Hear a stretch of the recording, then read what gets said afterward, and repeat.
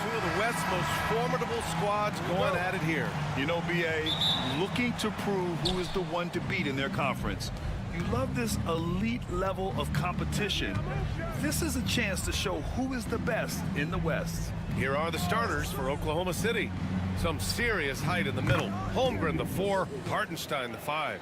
Gilgeous-Alexander runs the point with Dort at the 2, and it's Williams in at the 3. Now here's Conley. Randall deciding where to go with it.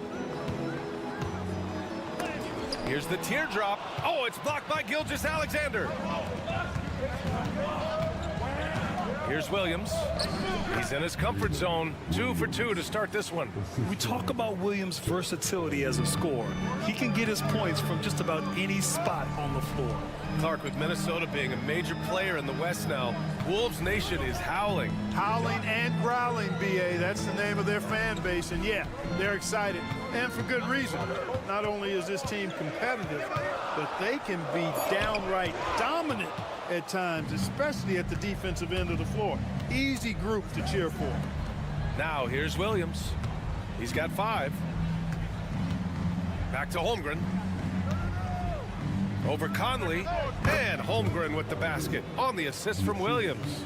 Yeah, it's certainly room for growth from Holmgren in the mid-range, but good to see him taking the shot rather than passing on it. For 3, Randall. The Timberwolves again can't hit. Defense dodged a bullet that time. Total breakdown. Holmgren, the pass to Gilgeous-Alexander. A chance to push it to double digits, but it's off the mark. Here's Edwards. And Gilgeous-Alexander with a block.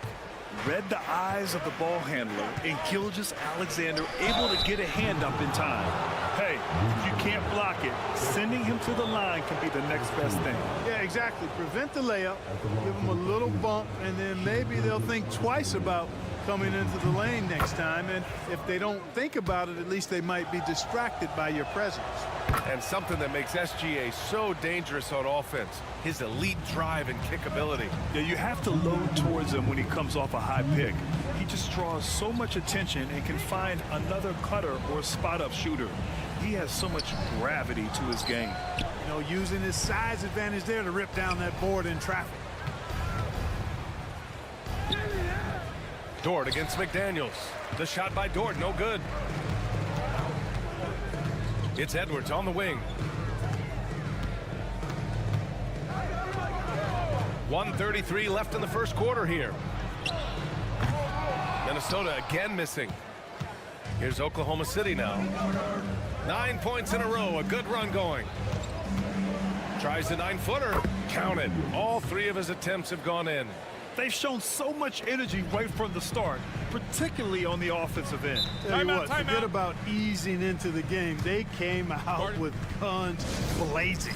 And Chris Finch has called timeout. He wants to make sure everybody's on the same page. And a new group getting ready for the Timberwolves. Reed's checked in for Rudy Gobert. Clark comes in for McDaniels. Alexander Walker, he's checked in for Anthony Edwards. And it's DiVincenzo in for Mike Conley. So Oklahoma City going with almost an entire new group here. Williams is checked in for Hartenstein. Wiggins comes in for Chet Holmgren. Wallace, he's checked in for Dort. And it's Caruso in for Shai Gilgeous-Alexander. 52 seconds left to play in the first quarter.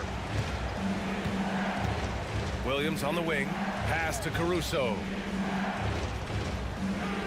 Wiggins with a screen on DiVincenzo. Caruso with the bucket. Building a big advantage early with a terrific all-around performance. Yeah, you know, they've had the advantage at both ends. They've got all the momentum early on. Now here's Clark. Here's Reed.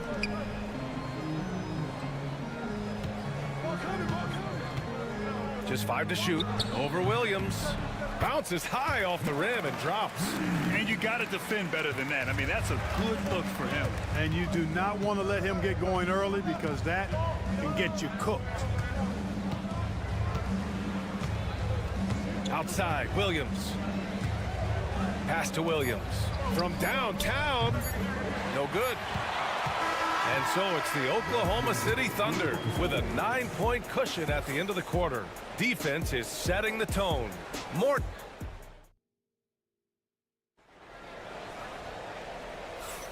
And if you're just tuning in, we've got a wide margin on the scoreboard, but plenty of time left for a comeback.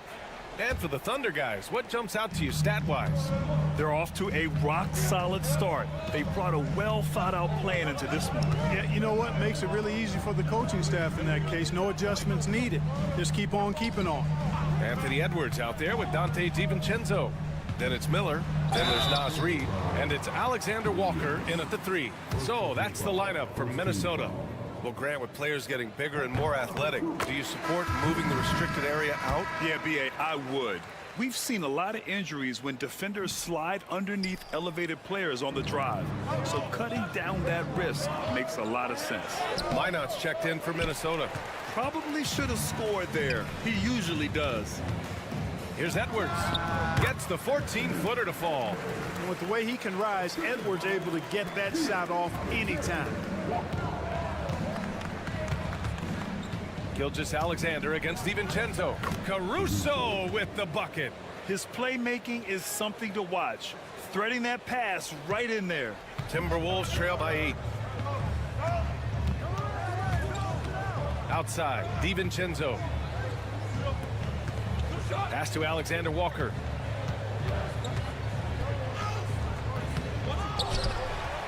Outside, DiVincenzo. From behind the arc. Sinks the tray. Alexander Walker's gotten himself going with a triple, his first basket of the game. Oklahoma City leading by 5. This past offseason, OKC decided to move on from their former first-round pick, Josh Giddey. Yeah, the 6th overall pick in 2021. Giddey is a talented player with good upside, but fit is so important in the NBA, and the Thunder knew his talents would be better suited elsewhere. A moment to hear from Allie LaForce. Well, the Timberwolves, no doubt, a team to be reckoned with. Coach Chris Finch said, we come in every single night and compete. No matter what the circumstances are, we expect to win. We root for each other, so I feel like we have all the makings of a tough team. And they have reason to be confident, Allie. Thank you. Pass to Williams. Back to Gilgeous-Alexander. Oh, and there's the whistle on the shot. So 2 free throws for him coming up. It was a strong move. The shot's just a little off.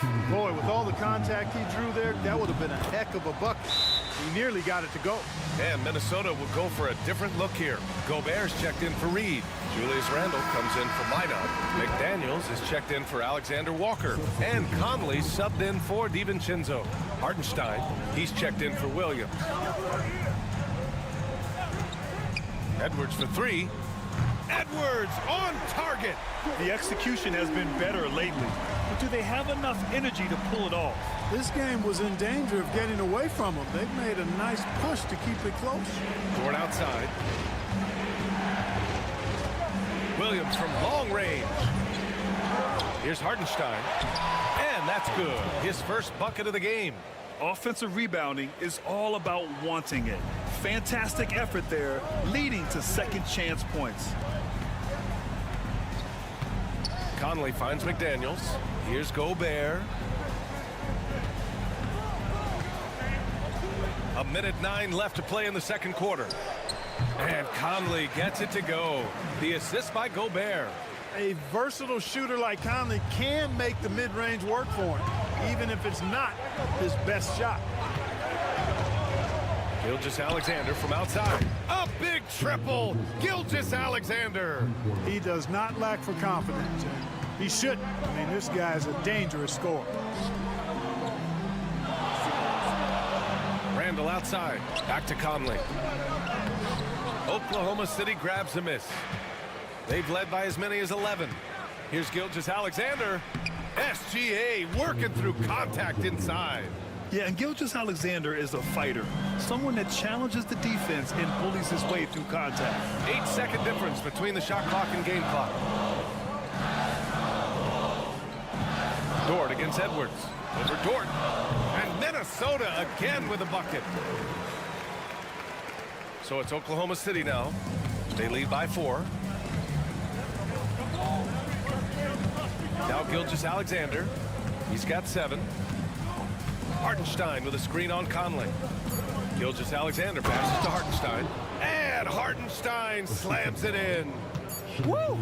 Defensively, you can't afford to let him get to the rim that easily. Well, that might be why their deficit is what it is right now. You know, you look at it, the communication is lacking, as is the trust.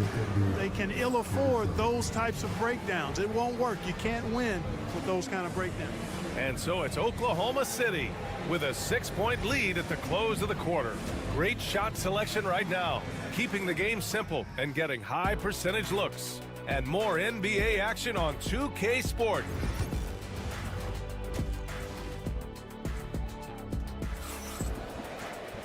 And we're halfway through this one. Plenty of basketball left in a game that's been a fairly even one. Boy, you gotta like what we're seeing from Anthony Edwards. Yeah, they've done an amazing job of creating room to operate for him. And then, of course, executing. You know what? It helped that they had a few guys with very hot hands on the perimeter, too. And on the floor for Mark Daigneault starting the second half. Some serious height in the middle. Holmgren the 4, Hartenstein the 5. Gilgeous-Alexander runs the point with Dort at the 2. And it's Williams in at the small forward position. And Williams has got the ball here for the Oklahoma City Thunder. 6-point game. And Anthony Edwards has stated that his goal is to ultimately surpass Michael Jordan. Hey, look, that is a lofty goal to run after. I don't know if he'll catch it, but I like the fact that he's ambitious enough and confident enough to put it out there. His ability speaks for itself. This guy's a star already, and his star continues to shine. His work ethic and confidence give me belief that he's going to have a chance to at least get close to that. We know about 25 years ago, there was a guy named Kobe Bryant who sought to do something similar to what MJ did, and he got pretty close to matching. Here's Gilgeous-Alexander. Gilgeous-Alexander double team. Oh, he missed the layup. He had him with the pump fake. Right wing for 3, Randall. That one's good. And it's Conley who picks up the assist. Randall's got 6 points. They've really picked up the energy level and have willed themselves back into this game. Yeah, you know, battling back is about staying the course, and their attitude never changed. Pass to Holmgren from outside the arc. Chet from range. A superb three-point threat. When Holmgren is knocking down triples, he's hard to contain. Outside Conley. Holmgren against Randall. Here's Edwards. Oh my! I mean, just hard on that one, B.A. Oh, doctor. Oh, my goodness. Anthony Edwards throwing it down with force. Get this guy in the dunk contest. Grant, how about the rise of OKC in just 2 years, transforming from a 24-win team to the top seed? Incredible, B.A. The Thunder drafted well and gave those picks lots of playing time. Plus, they made some fantastic trades. And of course, don't forget, OKC still has a boatload of picks. Holmgren, the pass to Gilgeous-Alexander. Back to Holmgren. Edwards comes with a double team. Dort for 3. And again, Oklahoma City with a triple. And these are the shots this team wants Dort taking. He understands his role in this offense. Outside Edwards, over Dort. Off off the left rim and out. You look at him, and he's a little hit and miss from there, even without a defender in his face. No guarantee. Outside Gilgeous-Alexander. There's the three. Drops in the three. He's got 10. Outside, inside, in between. It doesn't matter. SGA is lethal. And now we're 3 minutes into this third quarter of play. It's McDaniels on the wing. And here's Edwards outside. Oklahoma City grabs a miss. Holmgren's got 4 rebounds in the game. Pass to Gilgeous-Alexander. The kick out to Williams. That one's good. And so Gilgeous-Alexander with the assist. Gilgeous-Alexander's got 3 assists now in this one. And Chris Finch calls timeout here. And we might see some changes. Coach potentially looking to adjust. And the Timberwolves will go for a different look here. Reed's checked in for Gobert. Clark comes in for McDaniels. Alexander Walker, he's checked in for Anthony Edwards. And it's DiVincenzo in for Conley. And a new group getting ready for Oklahoma City. Williams is checked in for Hartenstein. Wiggins comes in for Chet Holmgren. Wallace, he's checked in for Dort. And it's Alex Caruso in for Gilgeous-Alexander. Credit them for making the right halftime adjustments. You know, they came out of the locker room, revved up the gas pedal, and haven't slowed down yet. Chalk up 2 there. Randall's got 8 points. Boy, down low, Randall can throw those 250 LBs around and create havoc. Tough for the defense to slow him down. Pass to Caruso. Here's the 3. He can't get that one to fall. And so it's the Oklahoma City Thunder going into the break up 12. They hold a real solid lead. And 1 quarter to go in a game that to this point has not been an evenly fought contest. Oklahoma City leading by 12. Naz Reid out there with Nickeil Alexander-Walker. Then there's Edwards. Then it's Dante DiVincenzo. And it's Garza in at the 5. So that's the lineup for Minnesota. Wallace misses. Minnesota has gotten 5 of 11 threes to drop so far in this game. DiVincenzo, the pass to Alexander Walker. Now here's Reed, hounded by Wiggins. The kick out to Edwards. He buries it from 3. Boy, you love to see Edwards shine on offense like this. I know it's got to be making his coach happy, too. Wiggins with a screen on DiVincenzo. Gilgeous-Alexander, a good look. Plenty of room to knock down that one. And the Thunder lead by 11. Gotta fight harder to get over those screens. Well, I'm going to credit the screen. I mean, that's a good, strong pick he lays there. There's the double team with Wiggins from deep. And again, it's Minnesota with a 3. You know, I think they took a bit of a chance there going to the double team, and that left another guy open out there. And we've got a timeout called by Mark Daigneault. He wants their game plan to be crystal clear at this point. And Minnesota will go for a different look here. Gobert's checked in for Garza. Randall comes in for Reed. McDaniels is checked in for Alexander Walker. And Mike Conley is subbed in for DiVincenzo. So Oklahoma City going with almost an entire new group here. Hartenstein, he's checked in for Jang. Chet Holmgren comes in for Wiggins. Jalen Williams, he's checked in for Caruso. And it's Dort in for Wallace. And from the sideline, let's catch up with Allie. Thanks, guys. Mark Daigneault had some words for his team over the last break. He was clapping in the huddle, saying to his guys, loving the effort right now. Keep the intensity on them. Leave no doubt in their mind that this game is ours. Guys, back to you. All right, Allie, thanks once again. Holmgren. Holmgren takes the hit and converts. A beautiful finish through contact. That's the dog in Holmgren. Edwards looking it over. Deflected. Holmgren against Edwards. Now here's Hartenstein. Tight defense on him. Outside Gilgeous-Alexander. And there's another one for the Thunder. And a chance to catch up on some numbers here. The hustle stats for the Thunder. You have to like what you've seen from them defensively. They've done well contesting shots and have managed to come away with some blocks too. Yeah, you know, the defense just hasn't been able to keep up with them in this one. The transition game, as a result of good defense, has been very strong. Ooh, Shea showing no fear inside. Sweet-looking jumper from the mid-range. I mean, Gilgeous-Alexander just making it look easy. Edwards, that's good. Edwards got 7 points for the quarter. Cashing in on the interior, making it look all too easy. And here's Gilgeous-Alexander. He'll bring it up for the Thunder. Gilgeous-Alexander sinks a big one. And the D can't allow Gilgeous-Alexander to get this positioning, because once he does, he makes you pay. Edwards against Dort. Here's Conley. And he's going to the line for two. The official saw contact while he was going up. It's going to go on Shea Gilgeous-Alexander. And Conley's the guy that leads by example. And as a result, his teammates respect and trust him completely.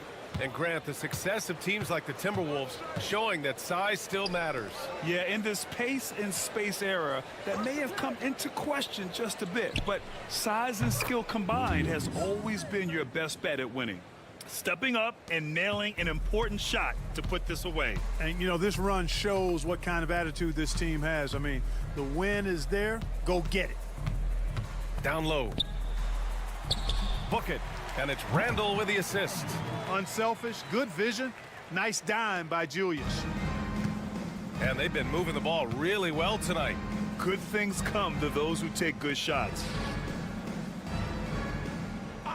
And there's the whistle. Illegal screen is the call.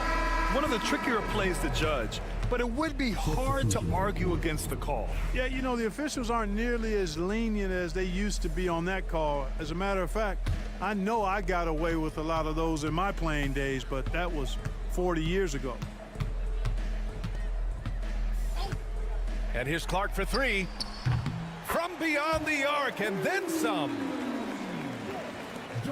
We've got 13 seconds left in the game.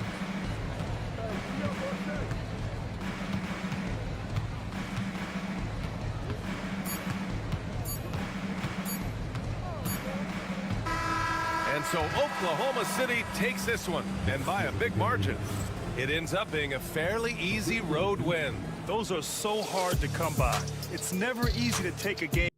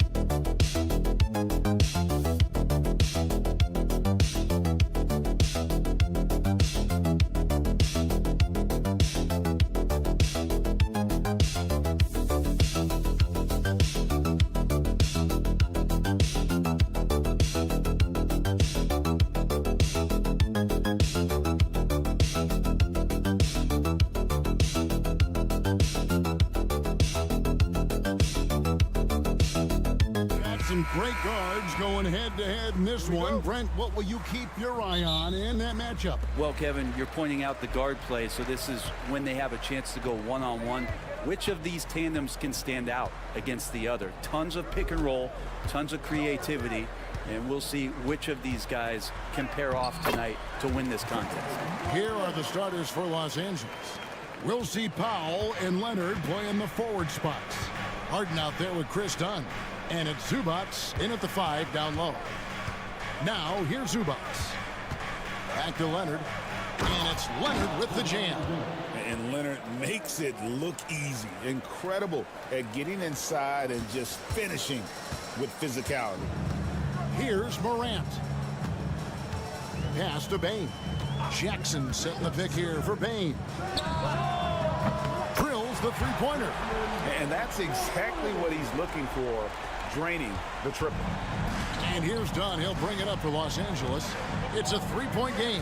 And Zubats has proven that, Brent, there's still a place in the league for old-school centers. Well, I think he plays, Kevin, with a combination of talent around him that allows him to situate himself right where he needs to be. Impactful around the basket, a huge rebounding presence, a guy that brings some physicality, and he's been in a perfect slot to show why it is he's such a valuable NBA player. More of a dribble drive guard, but the defense can't forget about Jaw's ability outside the arc. Harden the pass to Zubats. Nobody near Leonard. And they come right back with their own three-pointers. Leonard's got 5. I mean, is there another guy in the league who knows when his team needs this kind of lift? Kawhi getting those 3 points right back. Now here's Jackson. 18 that time from Leonard. 1:58 left in the first quarter.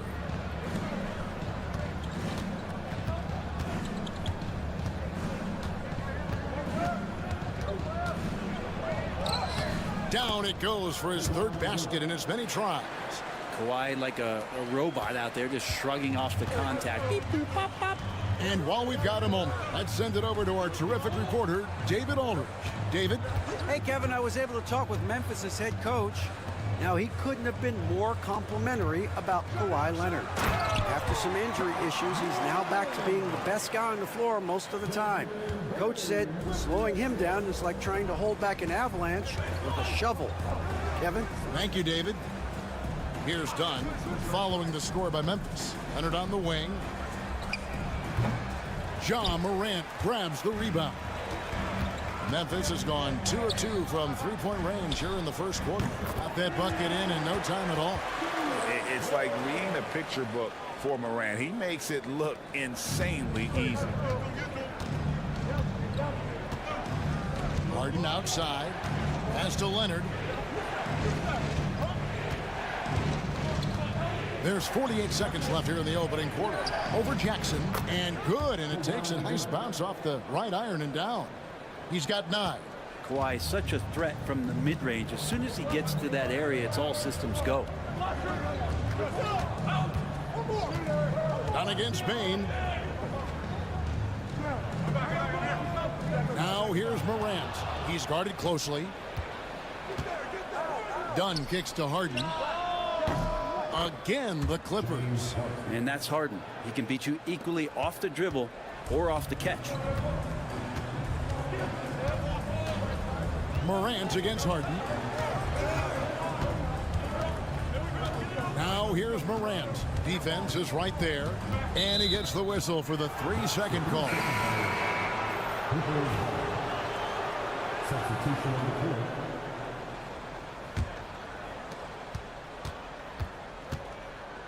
Now Leonard. Pass to Jones.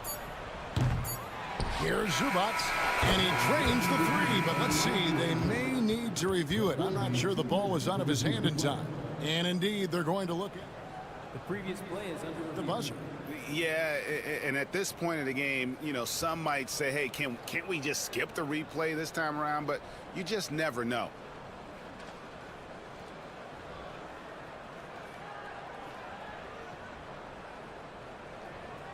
The ruling on the floor is confirmed.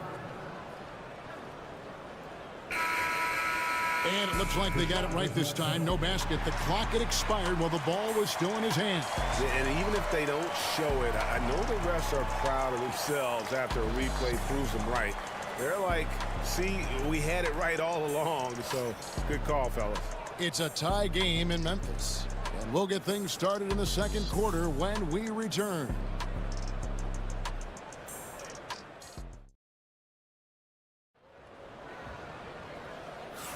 And close game underway so far. We'll see if either of these teams can jump out in the second quarter.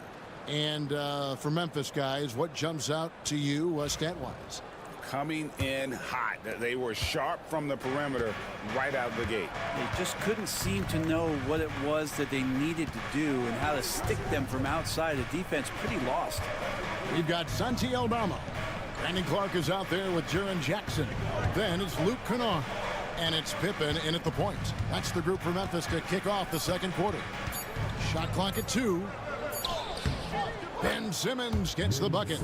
Simmons got the lead up to 2 now for Los Angeles. And this is how Simmons puts up points. He challenges you close at the rim more often than not, having the physical advantage. Now here's Kennard. Here's Jackson. That one's in. His first bucket of the game. He's 1 for 2. That's just tremendous scoring instinct. So fun to watch him work in the half court. Greg, looking back to last season, the Clippers had one red-hot stretch. That's right. They went on a 26-5 run between December and February. It finally showed how dangerous that team could be when healthy. And so here's Memphis. The Clippers getting the bucket. Aldama passes to Clark. In the corner, Kennard with it. Over Bogdanovich. And off the left side of the rim, and it swirls in for him. Great sign for the offense when Kennard can start to handle the ball and make plays like that. Simmons passes to Bogdanovich. No good with the triple. Hard to figure out how he doesn't knock that one down. No defender in sight. Here's Clark. And trying for the go-ahead basket. It doesn't go in. Simmons the bounce pass. And count it, the shot is good. He'll go to the free throw line. And that pass-first nature of Simmons, outstanding at understanding when his teammates are open. Now let's take a moment to get your guys' take on the scoring so far for the Clippers. So far, they've moved the ball well, leading to open, high-percentage looks. Lots of assists in this one. Getting to the inside is really important, but it's how close you can get to the basket. It feels like these guys are all around the rim in their attack tonight. And now we've got some time to check in from the sideline. You got for us, DA? Kevin, the Clippers are inaugurating their new arena this season, and they're set to host the All-Star game next season. It will mark the 7th time that the LA area has hosted the All-Star facilities. Kevin, there will be no shortage of stars in attendance.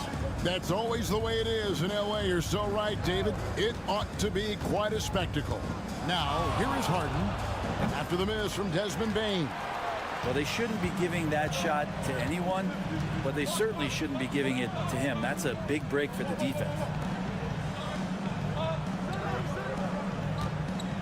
1:21 left in the first half. Uncovered, and he connects with the jumper. Bane's got 5. Here is Harden.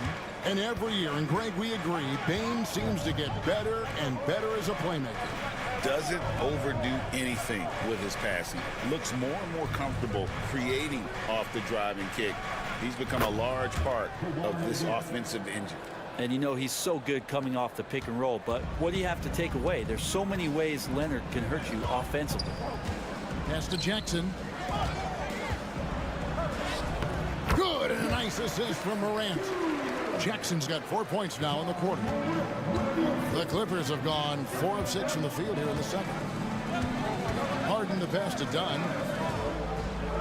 Now here's Leonard. 34 seconds left to play in the first half. That one falls. Yeah, Leonard can do this. He can just take over a game offensively. Morant surveying the D. Pass to Jackson.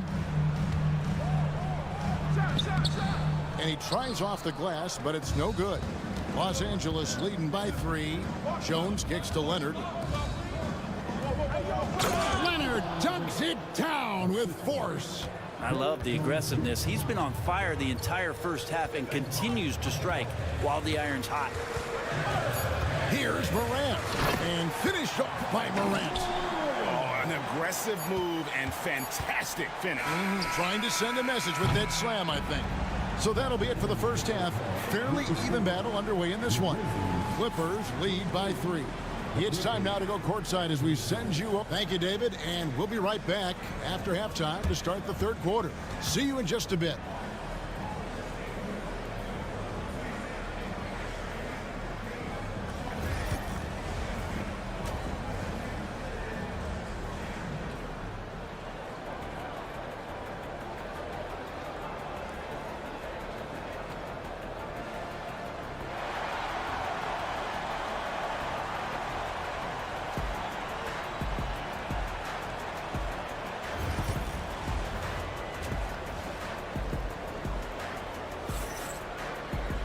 And if you're just joining us, we've played through the first half in a game that's been fairly even so far.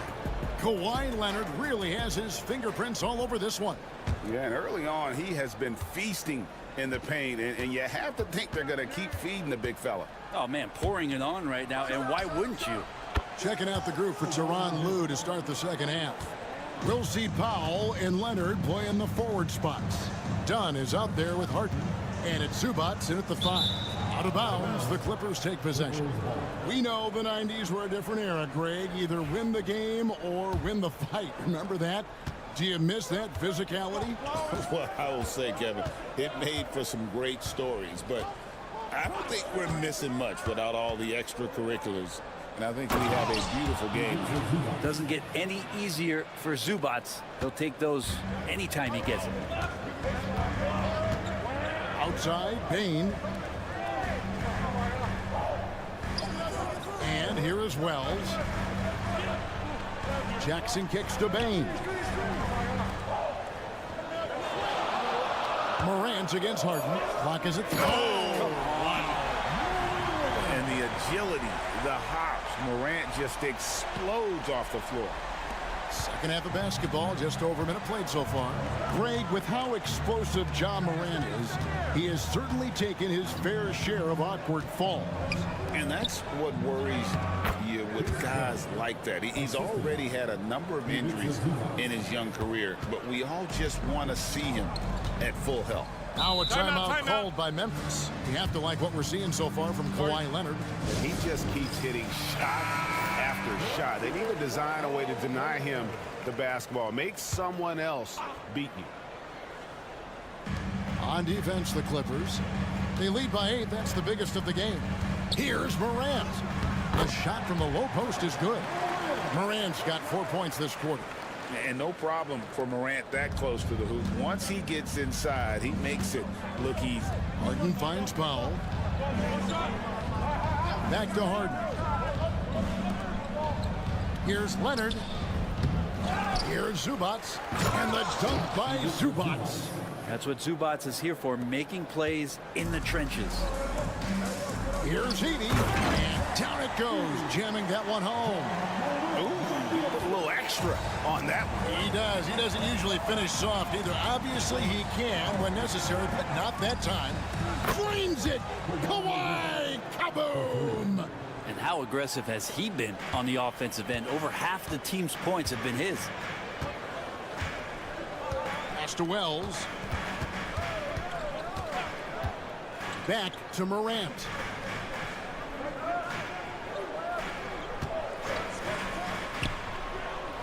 And the rejection by Zubac. Terrific defense from Zubac. His team relies on him to help alter shots. 2 free throws coming up, and they call the shooting foul. Brent, I've always thought the stoic demeanor of Kawhi Leonard was very imposing for an opponent.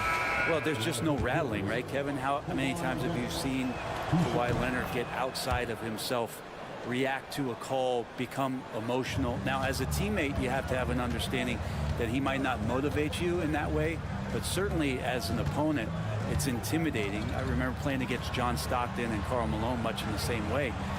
Emotionless, relentless. That's sometimes intimidating for an opponent. Trains the three-pointer. Does so much out there to stretch out the defense when he's out on the perimeter, and he drains the triple. Outside, Jones. Powell, the pass to Leonard. Jones sets the pick for Leonard. Leonard answers with a three. Don't sleep on Kawhi's range. He'll burn you from down deep. Pass to Edey. Just under 3.5 minutes played here in the third quarter. There's Jackson with the three. And again, it's Memphis with the three. And I like the back and forth here, showing confidence from Rain. It seems like they're going to find out who can make the deepest threes. Right now, it's a shootout. Powell against Bain. Here's Leonard. And oh boy, a lot of contact there, but he gets the call and will shoot two. So smooth. The little pump fake, get the defender in the air. As if Leonard wasn't hard enough to cover, he's adding that to his game. And the Clippers making a change here. And he can't hit the second. The Grizzlies trail by 9.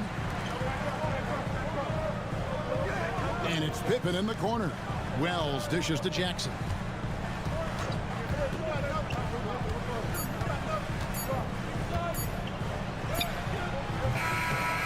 And it is good at the buzzer. Wow!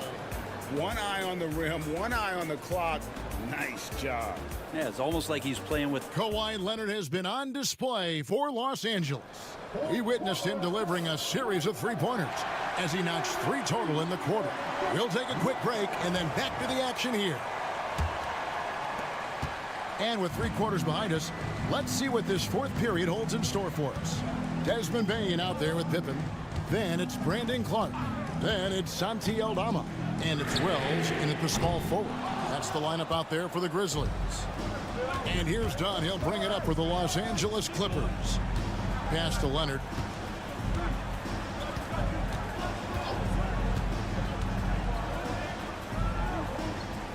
Back to Dunn. 6 to shoot. Launches a 3. It's rebounded by Memphis. Wells with it. Now guarded by Bogdanovich. Clark with it.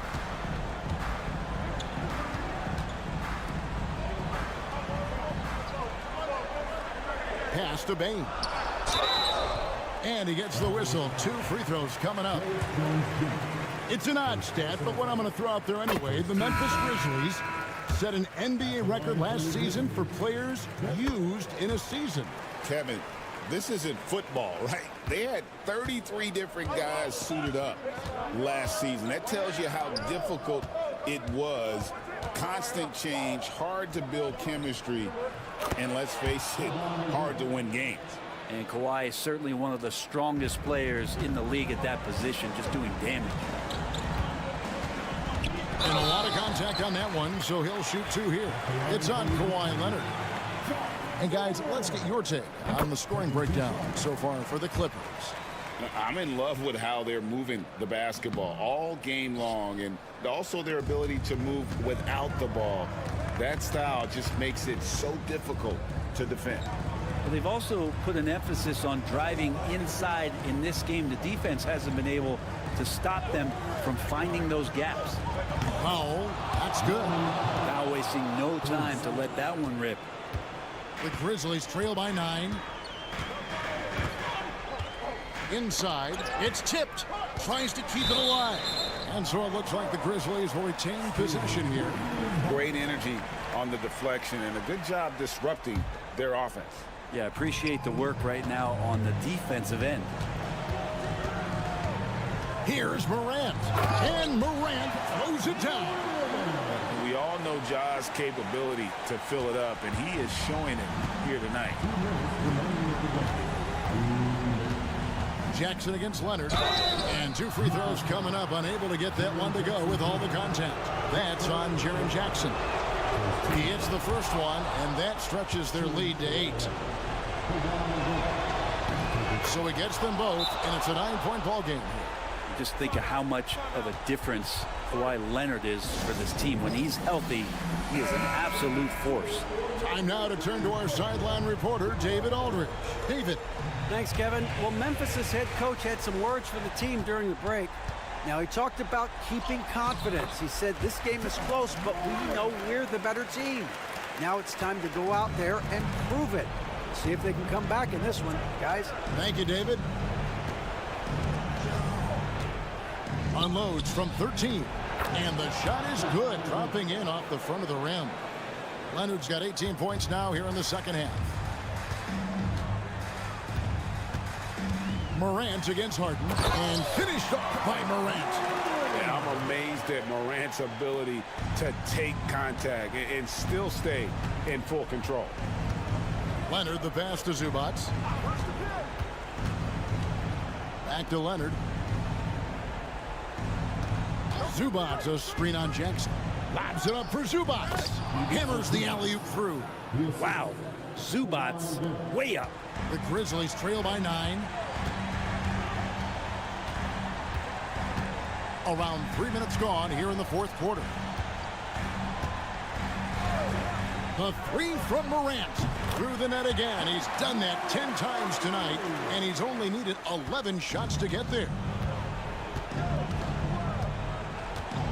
Now here's Leonard.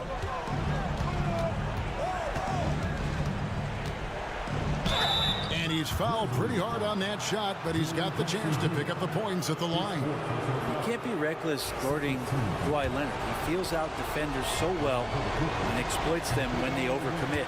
And he misses the first one. Boy, he wanted that one to fall. He's able to hit the second one, and that makes it a 7-point lead. 50 seconds left in the fourth. Here's Morant. Oh, that was huge! Incredible. A true leader. You can tell Morant takes pride in stepping up when it matters most. Powell, and the dunk by Powell. Give them credit. They've worked hard all game, now looking to finish it. No, great job of getting in position to win a game. It's been an all-out effort from the squad. A huge shot from Morant. Wow, you see why they put the ball in his hands in those situations. And so they choose to intentionally foul. First free throw is good, and that increases their lead to 6. And he hits both free throws here. So now it's a 7-point game. Job well done at the line on that possession. They'll make things a little easier on themselves if they can convert those. Timeout called, the Grizzlies. 27 seconds left in the fourth quarter.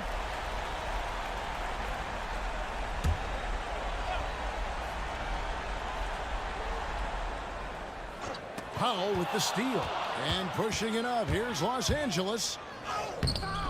Wells grabs the miss. Guys, let's just go ahead and call this one. It's over. Do you want to keep expending energy, or do you want to start thinking about the next one? It counts. And now they trail by just 4. Can't afford these defensive breakdowns, especially down the stretch. Yeah, breakdowns like this are only going to hurt you moving forward and late in the game. Establish some trust and make the defense come together. Second free throw, no good that time. He really wanted that one. The three from Morant. No good that time. So the Clippers with the win. This was a hard-fought one, David. Thank you as always. Well, folks, that's going to do it for now. For Brent.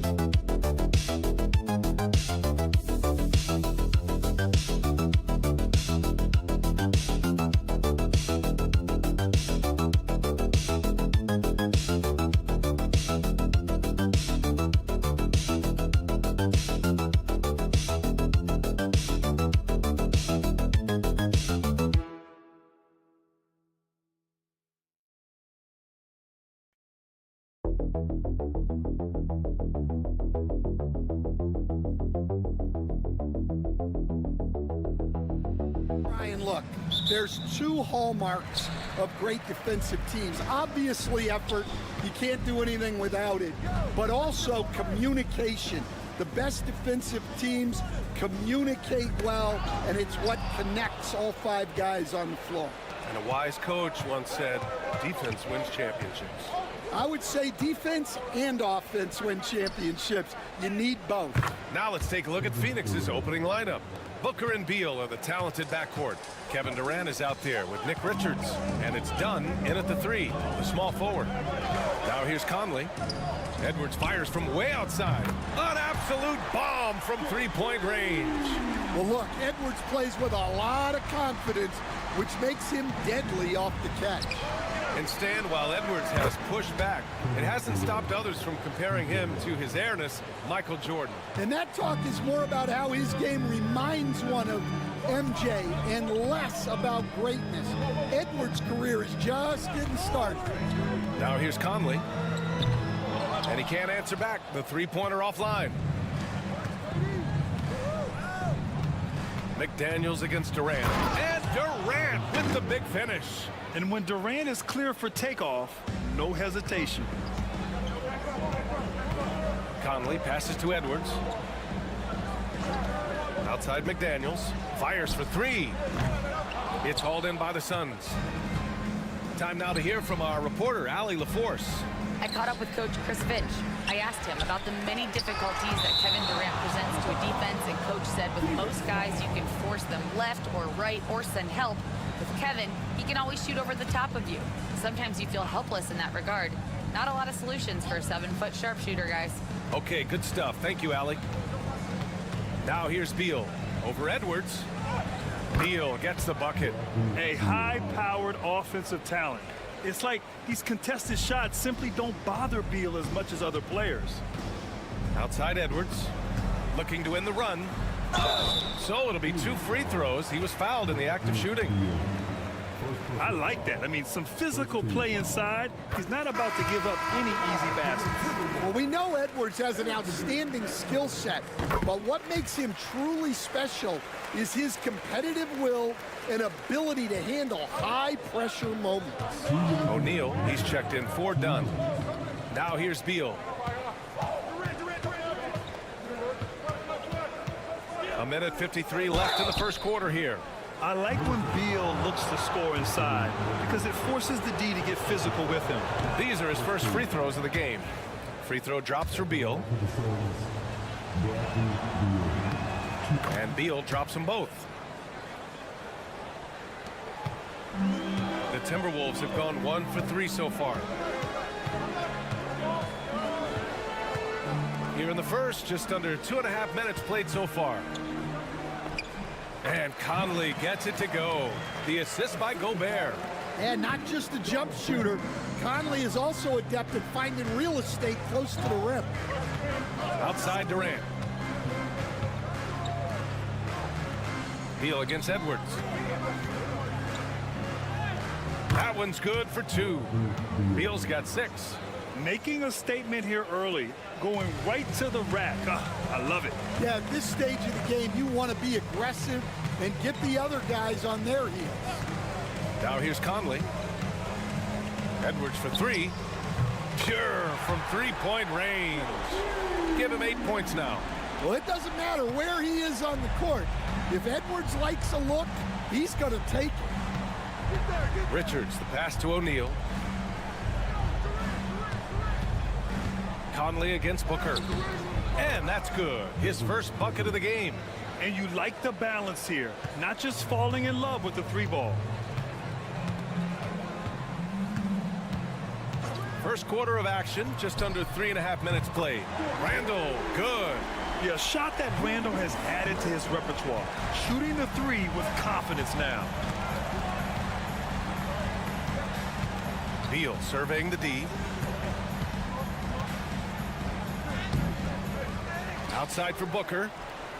Drains the triple. Booker's got his second basket. Now you want to get him going as soon as possible. Great way for him to start this game. Yeah, and I'll tell you what, if he gets into a good rhythm early, watch out. Yeah, Edwards rarely passes on a chance to get his team points. He loves making an offensive impact. Booker with it. Man, that one's good. And defensively, you have to make him work harder than this, or it's going to be a long night. A free-flowing first quarter. Great scoring through 1. Suns ahead, up 5. And we'll bring you the start of quarter number 2 when we return.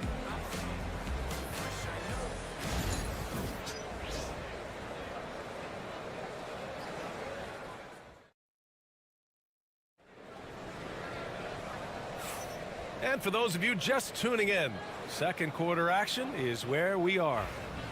All right, guys, what do you think about the offensive approach we've seen so far for the Suns? Well, I like how they're going right at the defense, creating high-quality looks with that penetration. And following off of what you said, they've really done a good job distributing the ball, passing up good shots for great ones. And so in the game for the Suns, Beal and Allen are out on the wing. Mason Plumlee out there with Royce O'Neal, and it's Jones in at the point. Just such a terrific dunker. Man, born to fly, that's for sure. Outside Jones. Beal outside. And you played for several different coaches with very different philosophies, Grant. Did you have a favorite system? Well, you know, B.A., I did. I played 19 years, a number of different coaches, but the 8 seconds or less offense back when I was with the Suns as a player, you want to run, and honestly, it's so much fun getting up and down the court like that. Edwards, so good inside. Well, when Edwards gets this hot, all an opponent can hope to do is limit the damage. And Mike Budenholzer decides to call a timeout. He'll take the opportunity to regroup. It may be a players' league, but the coaches obviously play a big part as well. And this is when a coach earns his paycheck. Analyze the situation and give your players the information they need to succeed. Rudy Gobert's checked in for the Timberwolves. Conley comes in for DiVincenzo. Dunn, he's checked in for the Suns. Devin Booker comes in for Jones. Pass to O'Neal. 5 on the clock. Now here's Plumlee. Over Gobert. And the basket by Plumlee. Easy look when the defender isn't fighting over the screen. Yeah, it's certainly worth it to disrupt the offense. Coaches notice that extra effort. Now here's Edwards. He's got 12. Reed for 3. It's hauled in by Beal. And I'm surprised that didn't go down. I mean, I'm sure he is too. O'Neal inside. Reed defending. Booker. Ooh, some contact there. No issue for Booker, though. There's nothing you can do if you're the defense. Booker is so solid at muscling shots in through contact.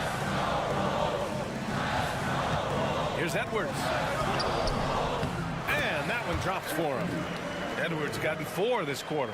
Yeah, he makes it look so easy out there. The game comes naturally to him. Here's Plumlee. It's blocked by Gobert. Yeah, the long arms, it's difficult to protect your shot from Gobert's reach. No coverage that time. Conley's got 5 now. Good decision making. Scopes the situation, puts the pass right on the mark. Now here's Beal. Give him 8 points now. Plumlee, a screen on Edwards. 3-pointer. Beal. No, sir. He's now 3 for 5 in this one.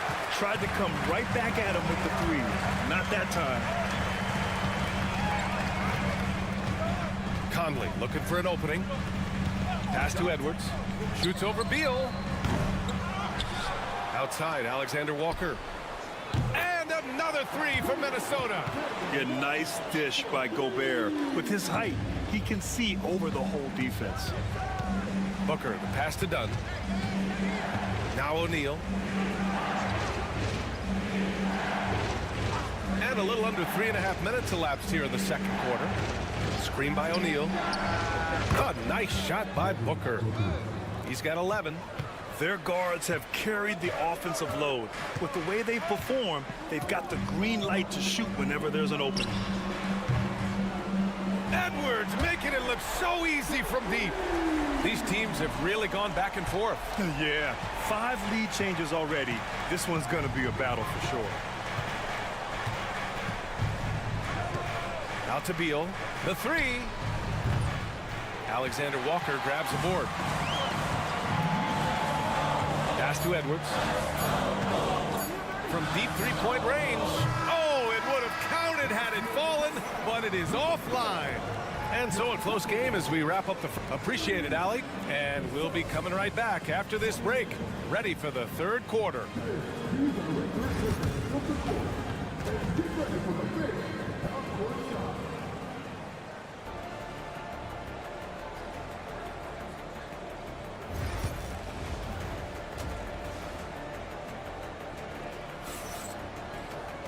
And we've got second half action for you. Thus far, a pretty evenly contested game. And you know, Anthony Edwards has been really making it happen, guys. Through the first 2 quarters, he's been on fire. Explosive offensive performance. Yeah, and in terms of slowing him down, I think they're going to have to change things up. Give him some different looks. Conley and Ant are the 1 and the 2. Jaden McDaniels out there with Julius Randle. And it's Gobert in at the center position, locking down the middle. And that's the group for Chris Finch as we begin the second half. Now here's Randle. Here's Conley. That's in. Coming off an assist from Randle. Conley's got 7 points. Way to rise to the occasion and snatch back the momentum. Yeah, plenty of lead changes in this game. It's gone back and forth. Here's Beal. Give him 8.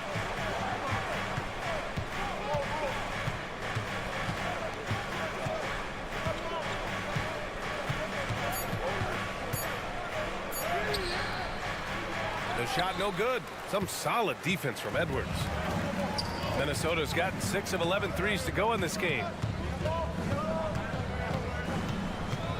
Randall deciding where to go with it. Using his post moves to get the 2 points. Randall's got his second basket of the game. Letting Randall get inside with the ball was a bad mistake. His finishing ability got him to the bucket. And Booker has got the ball here for Phoenix. It's a 3-point game. You know, a reliable veteran like Julius Randle is so valuable. He provides a foundation for everyone else to play off of because they know he'll be there to score and help out. He makes it easier for other players to succeed around him. Gives us a chance to catch up with Allie LaForce. Hey, Brian. Well, Kevin Durant steadily climbing up the top 10 of the all-time scoring list. He said, I've been in the league for half of my life now. It's a blessing to be playing on this platform and doing what I love to do. I just want to continue to keep putting in good work and keep adding to what I already did. One of the greats, Allie. Thank you. Yeah, the single-minded focus of Durant on offense, it's all about getting buckets, no distractions. Here's Edwards. And the foul is called. He missed it, so he's got a couple of free throws coming his way. Well, Stan, in this league, the opportunity always exists to make a name for yourself.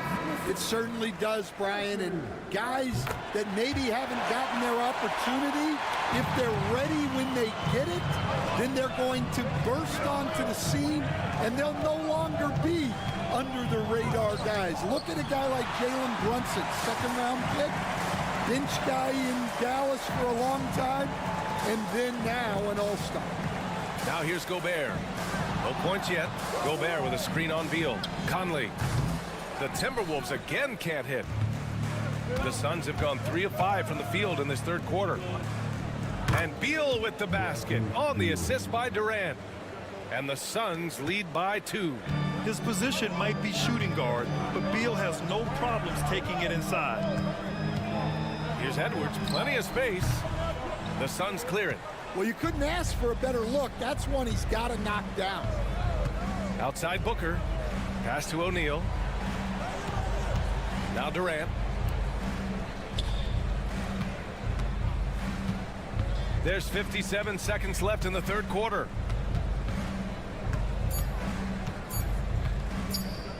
Lets the 3 fly. And it's Gobert with a rebound. Randall with it. Beal picks him up. Here's Conley.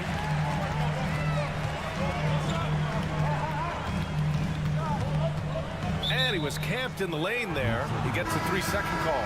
Sometimes the action speeds up on you a little too much. Two teammates not on the same wavelength there. Reed's checked in for Minnesota.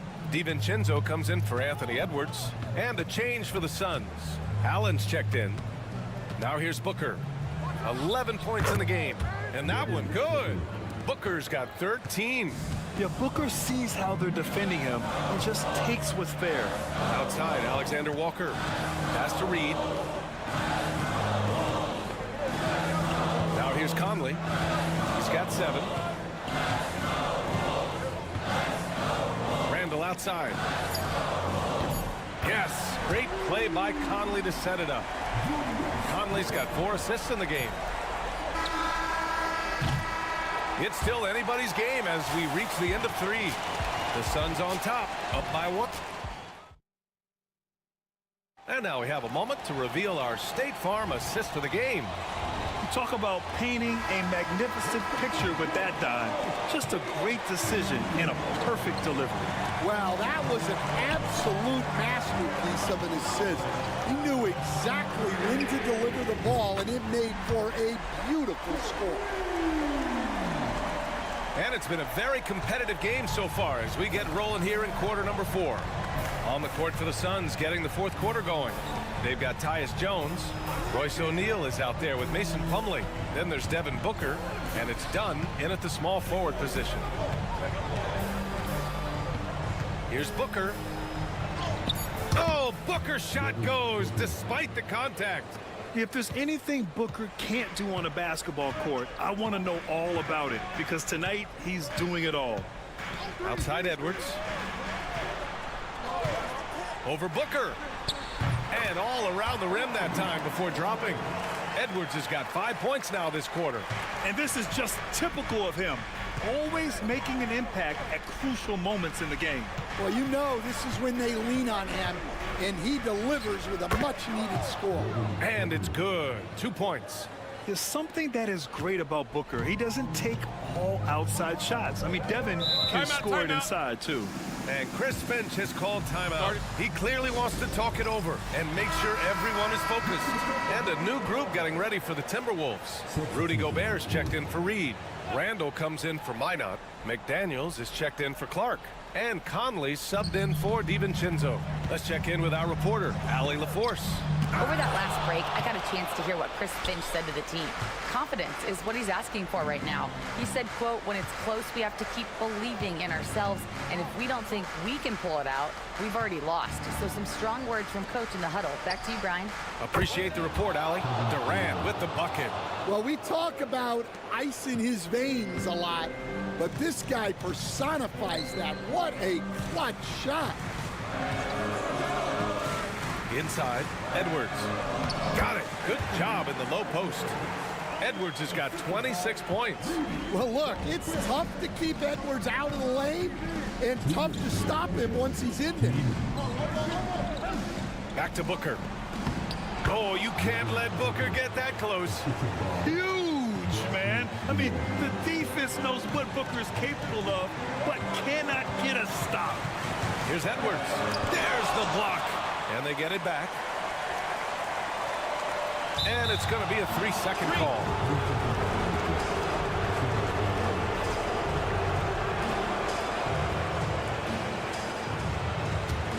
Phoenix leading by 3. Up top, Booker. He's guarded by Conley. Booker's shot is good. Absolutely ruthless. He's not about to start showing mercy now. Yeah, he's leaving no doubt in this one. Doing everything he can to slam the door on a comeback. Step back on that one and let it fly. 28 points for him. Well, you need a bucket? Give it to Edwards. He's got that clutch gene. Oh, got that bucket in no time at all. Almost any time he gets the look he wants, he hits it. And that's who you want to go to with the game on the line. Here's Edwards. Misses, and you know he wants that one back. Phoenix has gotten 5 of their 9 attempts from deep to go. And Durant with the big finish. He's been a piece of the puzzle tonight, but it's a team effort. Everyone's contributing to this lead. Here's Edwards. Oh, he nails it! Oh, and that cuts the lead to just 5. Wow, these are the moments that Edwards lives for. He is dynamite in the clutch. Here's Booker. And they're going to count that bucket, and they'll send him to the line. It could be a 3-point play. Gotta love how they've just maintained their intensity, even when they're this far up. Yeah, and at this point in the game, just protect the ball, make smart decisions, don't give them a chance to get back in the game. Edwards, no good. And so Beal will bring it up for the Suns. They lead by 8, biggest lead of the game. 8-second difference between the shot clock and game clock. Here's McDaniels. And good, as it takes a nice bounce off the right iron and down. A phenomenal floor general. Conley is gifted at getting it to his uncovered teammates. He drops the first one, and that makes it a 7-point lead.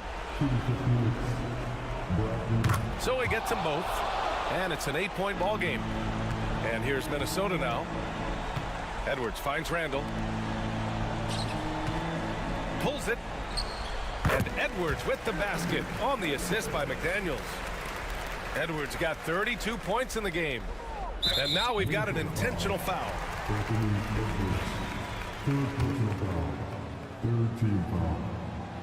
And that hurts as he doesn't get the first one to fall. Trying to focus now for the second. And he ends up making the second. And that makes it a 7-point lead. And Minnesota calls time here. 15 seconds left to play in the fourth. All right, guys, what's your take? And time's running short. They just couldn't get over that hump. Well, I've been in this spot more times than I'd like to admit. All you can do is tell your guys to hold their heads up and finish strong.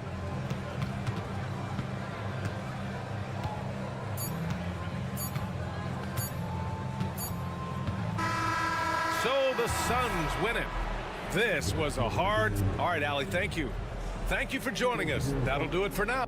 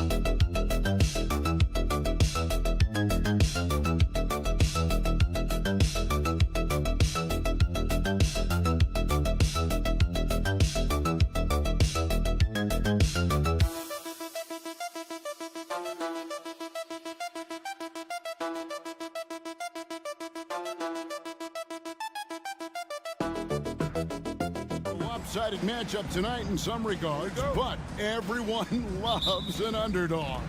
Yeah, let's not forget, this is the NBA. Anything can happen, and even lower-ranked teams are elite. We could still have a real contest on our hands tonight. So here's Oklahoma City's starting group. The 4 and the 5, the lengthy pair of Holmgren and Hartenstein. Gilgeous-Alexander runs things with Dort to his side. And it's Williams at the 3. Here we are sizing up GA. Jalen Williams, and his shooting has got to be his biggest strength.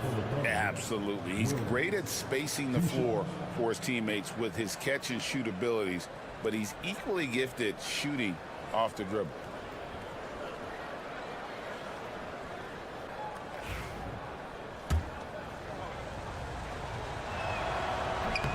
And Williams drops them both.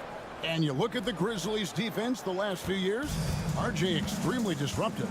Yeah, they've been top of the league in steals and blocks. That's just a part of the DNA in Memphis. It can be exhausting playing against guys like this.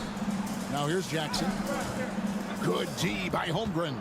And not allowing the shooter even an inch of breathing room on that one. I'm sure they'll think twice about shooting against him next time.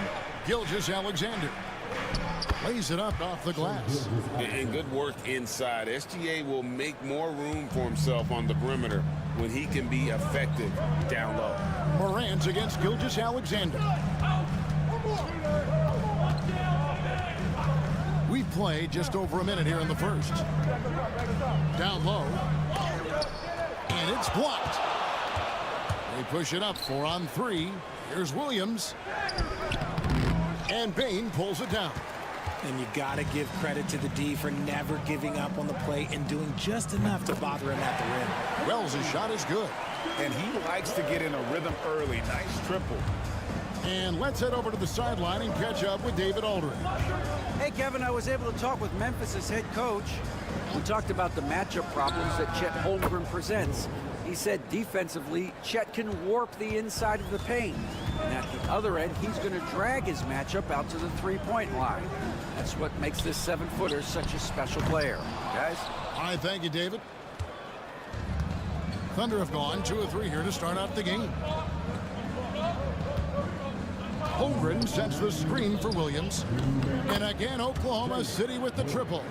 Boy, he is looking confident. Love how they're using him so far. Yeah, when he gets engaged this early in the game, it's bad news for the defense. He can roll this start throughout the rest of the game. Now, here's Bain. Pass to Jackson. Shoots over Holmgren. Jackson misses. Oklahoma City's gone 2 of 2 from three-point range here in the first quarter. Williams finds Hartenstein. That one goes. Count it.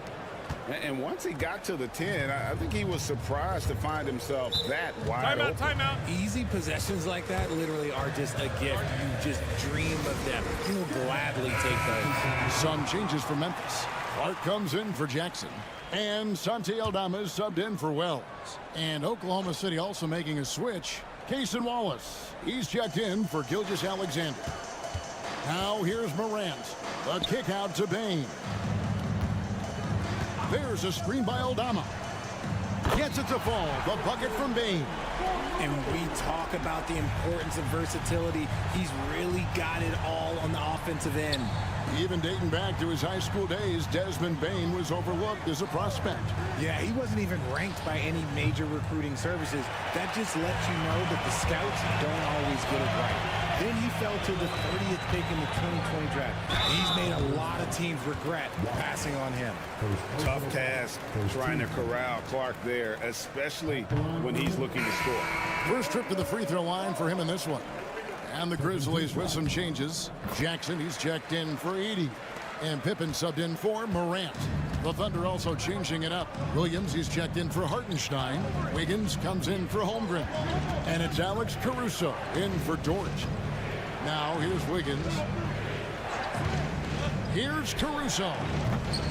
Off target with his three. The Grizzlies trail by 4.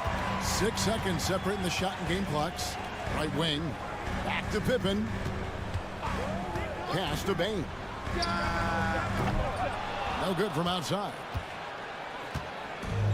The Thunder have gone 4 of 7 from the field, shooting over 50%. Caruso kicks to Wallace. Wiggins passes to Wallace. Here's Williams. Sweet little floater. Williams has got 10 points. He knew what he wanted to do all along. The teardrop. And so it's Jalen Williams making things happen for the Oklahoma City Thunder. He got into double digits for the quarter with 10 points total. We'll get you back to the action after this break.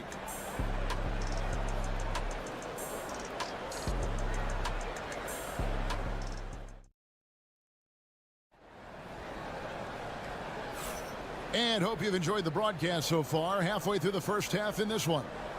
What stands out to you from Oklahoma City in this one?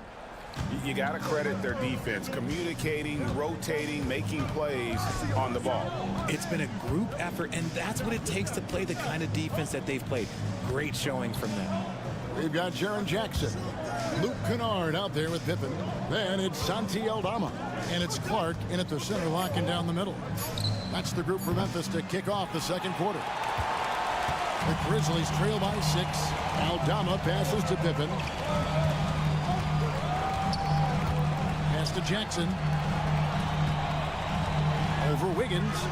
And Jackson gets it to go. Jackson's got his first basket. And he's no stranger to contact inside. Love watching Jackson bully his way through aggressive defense. Ball is with a screen on Pippen. Gilgeous-Alexander passes to Wallace. Oklahoma City moving the ball around. Wiggins from outside. Good for the basket. Starting off 1 for 1 with that shot. Greg, what a great time to be a fan of basketball. Not just in the NBA, but all over the world. Absolutely, Kevin. The sport just continues to grow, and there's increased value being placed on all-around skill, even in youth basketball. And I think that bodes well for the future of the game. Catching up on the changes for Memphis. Wells comes in for Santi Aldama. And it's Bane in for Luke Kennard. And then for Oklahoma City, Hartenstein comes in for Williams. And it's Dort in for Wallace. Pippen finds Jackson. Just 5 on the clock. From the arc. Connects from three-point range. Jackson's got 5 now. What separates Jaren from other bigs is he's got great confidence in his shot. Dort passes to Gilgeous-Alexander. Double team on Gilgeous-Alexander. And a wide open look here for Wiggins. And again, Oklahoma City with the triple. And that's on the defense there. Gotta know the scouting report and understand that he loves his shot. Pippen, the pass to Clark. Takes the assist and lays it in. Picked out the pass nicely. Sometimes a pick doesn't even have to be perfect. It can just be a pick. He just needs to create a sliver of space. Hartenstein with the screen for Gilgeous-Alexander. Misses the wing J. You're not going to see that very often. Plenty of space, but he just, let's face it, he whiffs on that. Outside Jackson. Clark, the pass to Bane. Now here's Wells. Defended by Caruso. Clark sets a screen for Pippen. And again, it's Memphis with the 3. You give a shooter of his caliber that much time to seam it up? Oh, yeah, you're done. And Dagnall calls timeout here. This will give him a chance to discuss some potential alterations. Santi Aldama's checked in for Memphis. Ja Morant comes in for Pippen. Then for the Thunder, Chet Holmgren, he's checked in for Aaron Wiggins. Jalen Williams comes in for Alex Caruso. And it's Cason Wallace in for Gilgeous-Alexander. Now here's Williams. He's got 10. Pass to Wallace. Holmgren with it. Aldama's there. A 3-ball. And Chet Holmgren hits from deep. Holmgren's got his first bucket of the game, and he's on the board for 3. Outside, Bain.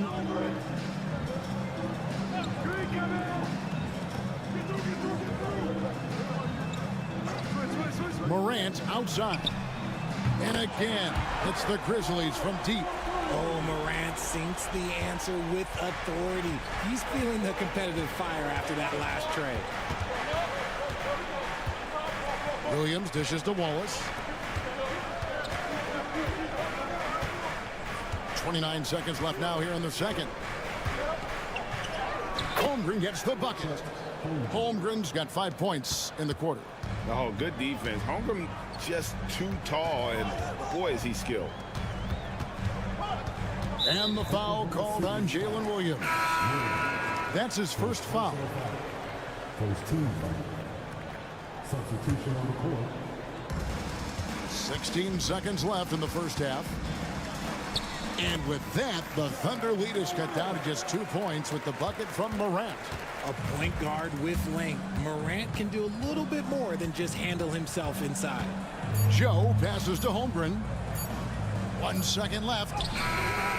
And it's good, but hold on. The officials may want to look at that one on the replay monitor. And we are not going to. The previous play is under review. Signaling they are going to review the tape. And the NBA Replay Center in Secaucus is queuing it up, and even before we look at the replay, I'm pretty sure he got that off in time.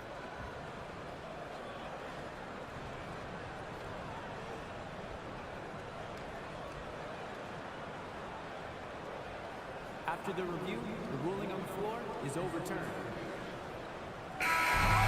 And the call is going to be overturned. The second look shows that he did, in fact, beat the clock. Yeah, they're glad they're going to get those points. It wasn't too long ago that they wouldn't even have looked at it on the monitor, but replay's here, and it's here to stay for situations just like that. And that'll do it for the first half. A competitive game so far. Thunder lead by 4. Time now for the halftime break with the...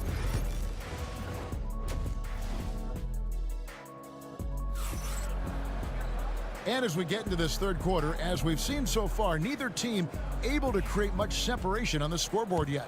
One of the stories here, Jalen Williams getting it done today. Man, he's been running wild on them through that first half. Absolute dynamite on offense. If they don't change their approach in the second half, let's just say his success will continue. Taking a look at the Thunder. The 4 and the 5, the lengthy pair of Holmgren and Hartenstein. Gilgeous-Alexander runs things with Dort to his side. And it's Williams at the small forward. And he's doing it all himself, shouldering the offensive load in effortless fashion right now. Jackson against Holmgren. Nice move. Whistle blows. Bucket is good. And he'll have a chance at the line to make it a 3-point play. His instincts as a shot blocker allow Jackson to avoid blocks at the other end. He knows how to read his man and get off a clean shot. And Richard, when it comes to Jaren Jackson, there's a lot to appreciate. My goodness. Oh, I love that he can guard 1 through 5. Really a modern defensive NBA big man. He can go back to the basket or he can face up. He doesn't need the ball to make a huge impact. The D just kind of stepping aside and letting him get to the rim. There's a reason, GA, the lead is what it is right now. Yeah, it's going to take better rim protection than that if they're going to climb out of this hole. Back to Morant. It's rebounded by Oklahoma City. Whoops, anticipated the pass. Turnover. And we're about a minute and a half here into the second half. Outside, Bain. Lets it go from deep. It's good from long range. Baines got 6. And the lack of effort to fight over the screen there makes that an easy shot. Yeah, as soon as these guys feel contact, they are just disappearing like they're not even there. You got to show some fire and keep defending. Hartenstein with the screen on Morant. And the dunk by Hartenstein. And that's how you lead a team, literally. Morant outside. There's 1:59 left to play here in the third. R.J. Morant has always had unquestionable talent. Now it's a question of, can he focus on his game? And you hope he had his wake-up call. Still one of the most exciting players in the game. His burst and bounce, one of a kind. You know John Morant, such a dynamic guard. His combination of speed and creativity, that makes for some tough matchups. Santi Aldama's checked in for Wells. Alex Caruso is checked in for the Thunder. Here's Hartenstein. Misses the 3. The Grizzlies trail by 3. Jackson kicks to Bain. Morant outside. Jackson setting the pick here for Morant. He clangs that one off the back iron, and down it falls. And that's 10 points for Jaren Jackson. Oklahoma City has gone 6 of 10 from three-point range, up over 50% for the ball game. Outside, Gilgeous-Alexander. And it's Morant with the rebound. For Memphis, they've gone 3 of 4 so far in the third quarter from the field. Pretty good start to the half. And they take the lead. Baines got the lead up to 1 now for Memphis. And you see the unselfishness from Morant, wanting to share that ball with any open teammate. Pass to Hartenstein. Here's Caruso. Defended by Aldama. Williams for 3. Knocks down the 3 ball. Williams has got 6 points in the quarter. And this is the game plan for him. He's a big part of their floor spacing. Yeah, and you got to know where he is at all times, especially when he's roaming around the perimeter ready to fire. To the inside, Morant, and it falls over the rim and in. Morant's got the game tied up here for Memphis. And giving up some inches inside, but makes up for it with an aggressive style. Yeah, you can give up some size, but that shows you how fearless he is, willing to attack the basket no matter who is in front of him. Here's Gilgeous-Alexander. Uses the glass to finish the layup. Gilgeous-Alexander's got his second bucket. That's the kind of aggressive and assertive play they need as we get closer and closer to crunch time. And we just finished the third quarter, and we've got a tight ball game here.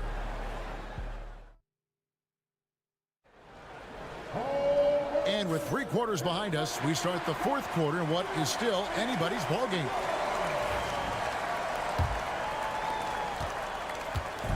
And so it's Pippen with it. He brings it up for the Grizzlies. A 2-point game. Santi Aldama is out there with Wells. Then it's Pippen. Then it's Brandon Clark. And it's Bain in at the shooting guard. That's the lineup in the game for Memphis.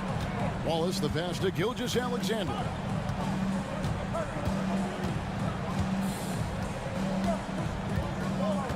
Outside Williams. Just 5 to shoot. Pass to Gilgeous-Alexander. That falls. Nice feed that time from Wiggins. And the Thunder lead by 4. I understand we're seeing some high-powered offense, but you've got to put up a little more resistance than that. Shoot, this defense is giving me hope. The way I look, I could sign a 10-day and put up a few buckets on this squad.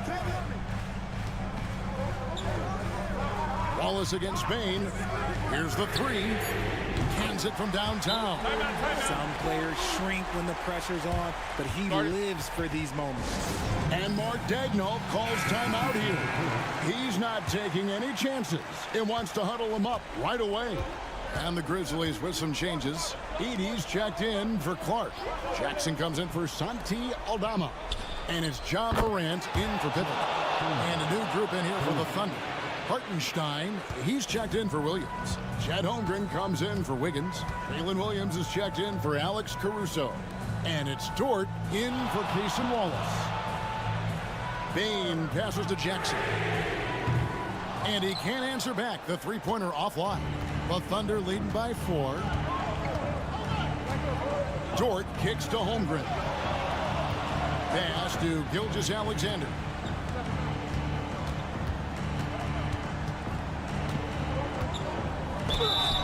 And the call on the shot that sends him to the line. Nearly automatic. Gilgeous-Alexander, no slouch from the line. And he sinks the second. Memphis has gone 1 of 2 from three-point range here in the fourth. Here's Morant. And then Morant slams it in. As usual, Morant bringing down the house. The Thunder shooting 71% all in all in this one. They've been brilliant offensively. Pass to Hartenstein. Here's Williams. And here is Holmgren. The Thunder with another miss. Outside, Bane. At the elbow, it's Jackson. Here's Morant. Count it. And it's now only a 1-point Thunder lead. And this is where Morant really shines. The bigger the moment, the more he wants to capitalize. Hartenstein with the screen on Bane. Gilgeous-Alexander against Morant. Pass to Holmgren. Here's Hartenstein. From deep, Gilgeous-Alexander hangs home the trifecta. And the Thunder lead by 4. This is why SGA is a focal point of this offense, because of that ability to score. Here's Morant. Money! And he has brought them to within 2 points. Oh, you just love seeing a player with absolutely no fear. He knew what they needed here and was determined to deliver. And Gilgeous-Alexander understands how to draw contact, especially when he's looking to score. It's the first, and that makes it a 3-point lead. So he goes 2 for 2 at the line, and it's a 4-point ball game. Well, they wanted every last one of those, and he delivered, making it a 2-possession game. And with an update from the sideline, let's check in with David Aldridge. Hi, guys. Well, during the break, I was able to catch what the Grizzlies coach was talking about with his team. He told his players, I need you to play smarter out there. We're in a rush right now, and that's why we're behind. Slow things down, run our plays, and see if that tempo shifts at all. Back to you guys. Thank you, David. It drops.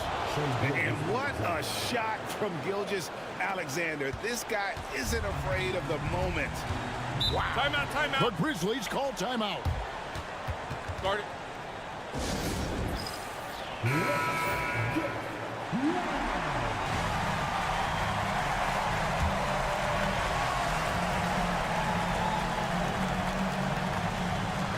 27 seconds left in the game.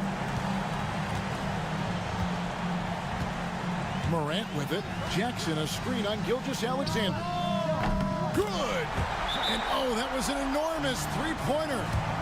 Massive points from Morant, willing to take the big shots.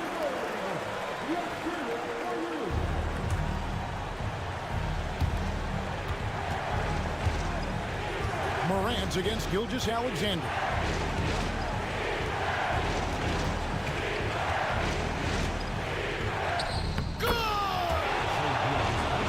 Solid play in the paint continues here, guys. Fires from way outside. Oh, that shot had a chance, but no good.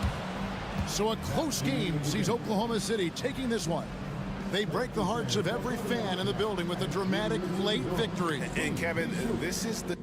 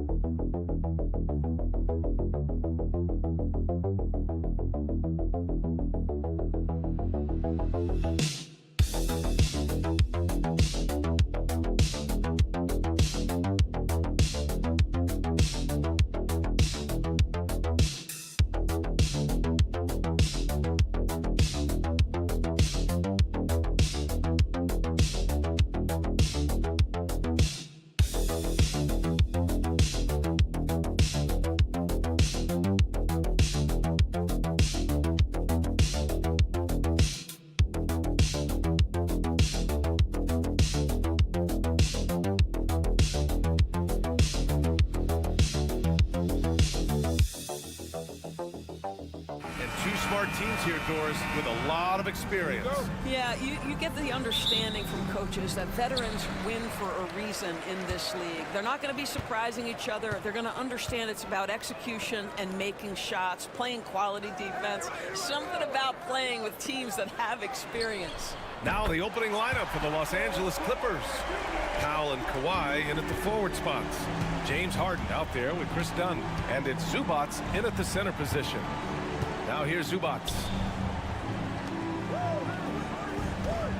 Leonard on the wing. Defended by Gordon. And they pick up 2. The toughness and tenacity very much describe Kawhi Leonard's game. And keeping us updated from the sideline, Allie LaForce. Thanks. I caught up with the Nuggets head coach. I asked him how they'll approach the matchup against James Harden. Coach told me, well, James is at his best going to the rim and operating behind the three-point line, so we want to try and force him to work in that in-between area as best as we can. They'll be following the analytics with that defensive strategy, BA. All right, appreciate it, Allie. Now here's Dunn. Zubats high post. Clock at 6. Powell outside. Takes the 3. Jokic grabs the board. He is just so deadly from out there. You expect that to fall. Well, Doris, you won't find too many players that can provide the instant spark that Powell does. Ryan, you know that expression, know your role and star in your role. Norman Powell knows my job is to come in and give my team a boost. And this guy comes in thinking score and change the game, and he does just that. Here's Harden. The Nuggets getting their last shot to go. Leonard outside. Zubats screen. Puts up a 3. Leonard, that one's good. Leonard's got 5 points. And he's a selective three-point shooter. Kawhi only takes them if he feels he has a good look. Here's Brown. It's good. And the assist goes to Murray.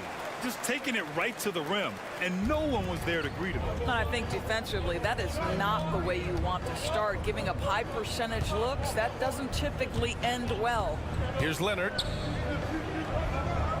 Dunn right side.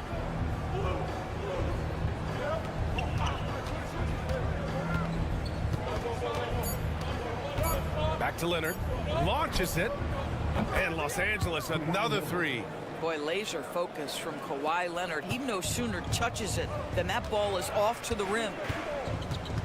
Gordon outside. 4-3. Hits the trifecta. Man, this is just fun.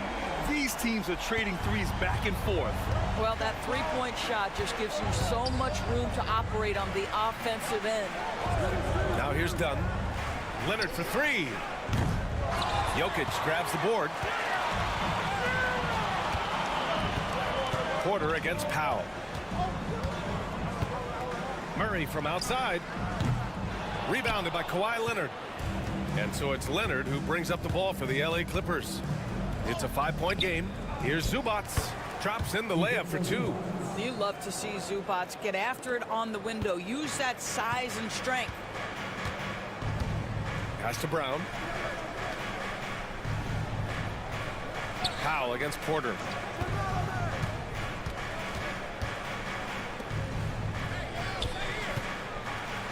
Jokic in the post. Zubats there. Can't get it to fall. Clippers trail by 3. To the inside. Leonard. Good work defensively by Gordon. Boy, in that close, he's almost automatic. Boy, that's pretty good defense. Wow. Murray's shot is good. I love this approach. Getting him involved early, and it's already paying off. They know that if this guy goes off, their chances of winning rise exponentially. And that concludes the first quarter of play. The Nuggets on top, up 6. Let's take a quick break, and then it's on to the second.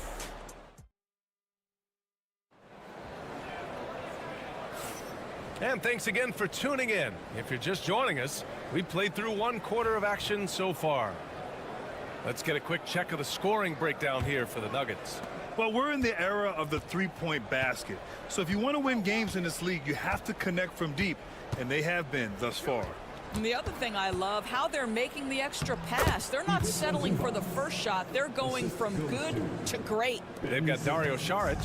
Hayden Watson is out there with Michael Porter. Then there's Russell Westbrook. And it's Strother in at the shooting guard position. That's the group in the game for the Nuggets. A chance here to catch up with Allie from the sideline. Hey, BA, the Denver Nuggets are building for the long haul. Their philosophy has been to draft polished prospects and then develop them into contributors. They look for 4 qualities: basketball IQ, character, positional size, and the absence of skill deficiencies. Brian, the track record has been strong. It really has. Thanks, Allie. And Doris, the Clippers with new jerseys, a shiny new arena, and an ownership group that is very aggressive.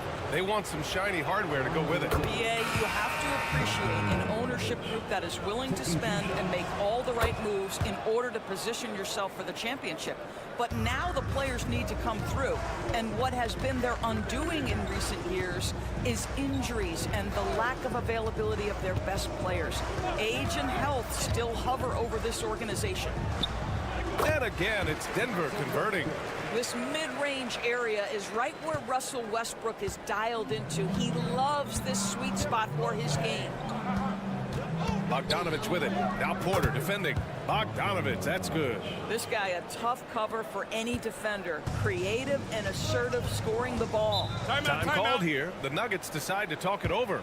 And we've seen the league ramp up the series model where teams play each other in the same arena twice in a row. What do you think, Doris? DA, I absolutely love this. And more importantly, the coaches seem to engage highly in it because they feel to a certain degree it brings you a level of almost playoff-like repetition. Jamal Murray is checked in for Denver. And a switch here also for the Clippers. Kawhi Leonard's checked in for coffee. Doris, think about Russell Westbrook's career. All-time NBA leader in triple-doubles. BA, there is so much to admire about Russell Westbrook, but I'm going to begin with something that I think is undervalued, and that's his willingness as a great player to play hard every single night on both ends of the floor. Tough, competitive, and skilled. He's a Hall of Famer.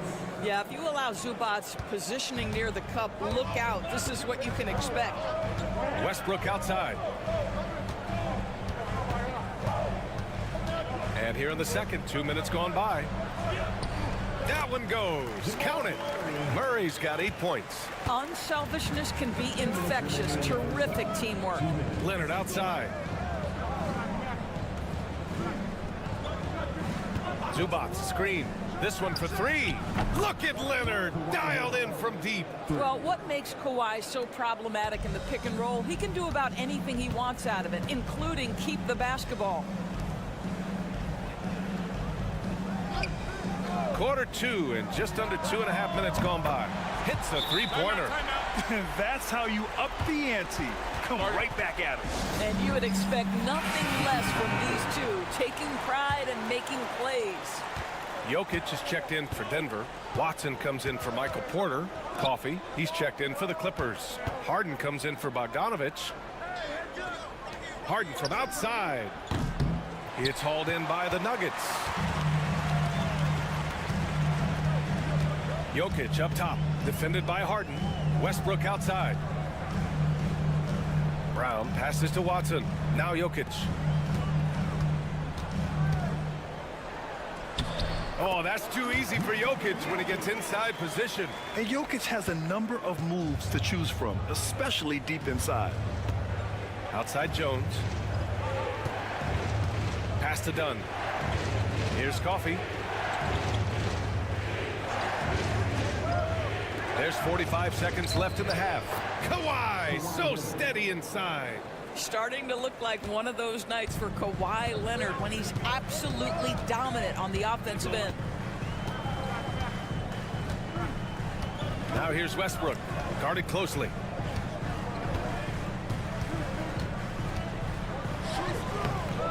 Rebounded by Dunn. Clippers trail by 5. Leonard outside. Shot clock and game clock. 1 second differential.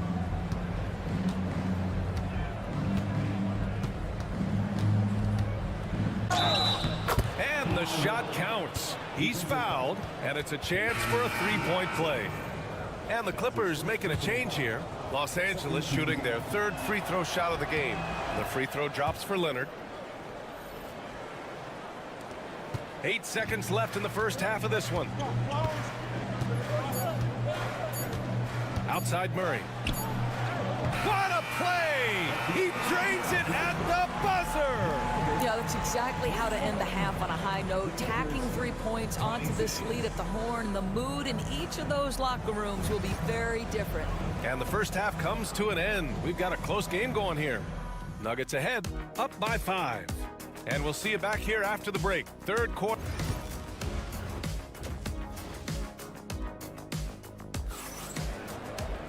And after a fairly even first couple of quarters, this second half could turn out to be a great one, as both teams trying to gain an edge.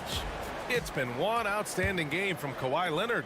Well, if he's hit threes like he did in the first half, he's going to have a monster night. What I love is they've continued to feed this guy, ride the hot hand until the defense does something about it. On the floor for the Clippers, Powell and Kawhi in at the forward spots. Chris Dunn is out there with James Harden, and it's Zubats in at the 5. And while Nikola Jokic has lots of years left in this league, he's already an all-time great, Grant. You know, B.A., not many guys have won multiple MVPs and a title, but Jokic has already accomplished so much. And with his size and skill set, Jokic can be elite for a long time and add to that impressive resume. Leonard looking over the floor. Having his way inside. Leonard. Well, Kawhi Leonard meets the defender at the rim, and he comes out on top. Gordon outside. Brown passes to Porter. And it's all from three-point range. Clippers trail by 5. Dunn outside. Pass to Leonard. 6 to shoot. Up and over Porter. And it's Denver with a rebound. Well, he's a quality mid-range shooter, but he can't get that one to go. Third quarter here, over a minute and a half into it. Jokic the screen. Murray from outside. It's rebounded by Zubats. Boy, he won't miss many from that spot. The defense gets lucky there. Leonard passes to Harden.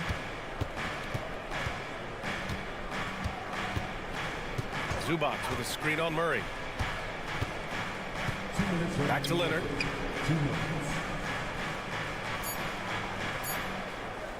Up and over Gordon. Leonard, good. Leonard's got 20 points. Well, the mid-range is Kawhi's bread and butter. This guy can get to his spots and take whatever he wants. Grant, the Denver Nuggets have been on quite the run here in this window of time. Yeah, B.A., it's all working for Denver in recent years. This is a well-constructed team that they play as a unit, and it makes it so difficult to try to get the best of them. Well, we're into the third quarter, just over 2.5 minutes played. Pass to Leonard. Three-pointer. Kawhi returns the favor. A 3 of his own. Ooh, he's been hot from out there, helping to keep them in this game. And you don't need to tell him that. He's used the three-point shot as his primary weapon today. Harden against Murray. Porter the pass to Murray. Tried to come right back with a 3 of his own, but it's no good. Clippers trail by 3. Pass to Zubats. Now here's Leonard. The shake. Nice balance from Kawhi Leonard there. Yeah, Kawhi Leonard has found so many ways to score. He can slip around you with his length. He can go through you with his strength. This guy's so tough to guard. Outside Porter. Takes a 3. Gets the 3 to fall. Porter's got 6 points in the quarter. Yeah, he's in his bag from beyond the arc right now. You see his confidence. And I think the defender knows once he gets cooking, look out. The bucket looks awfully big to him right now. Gordon against Leonard.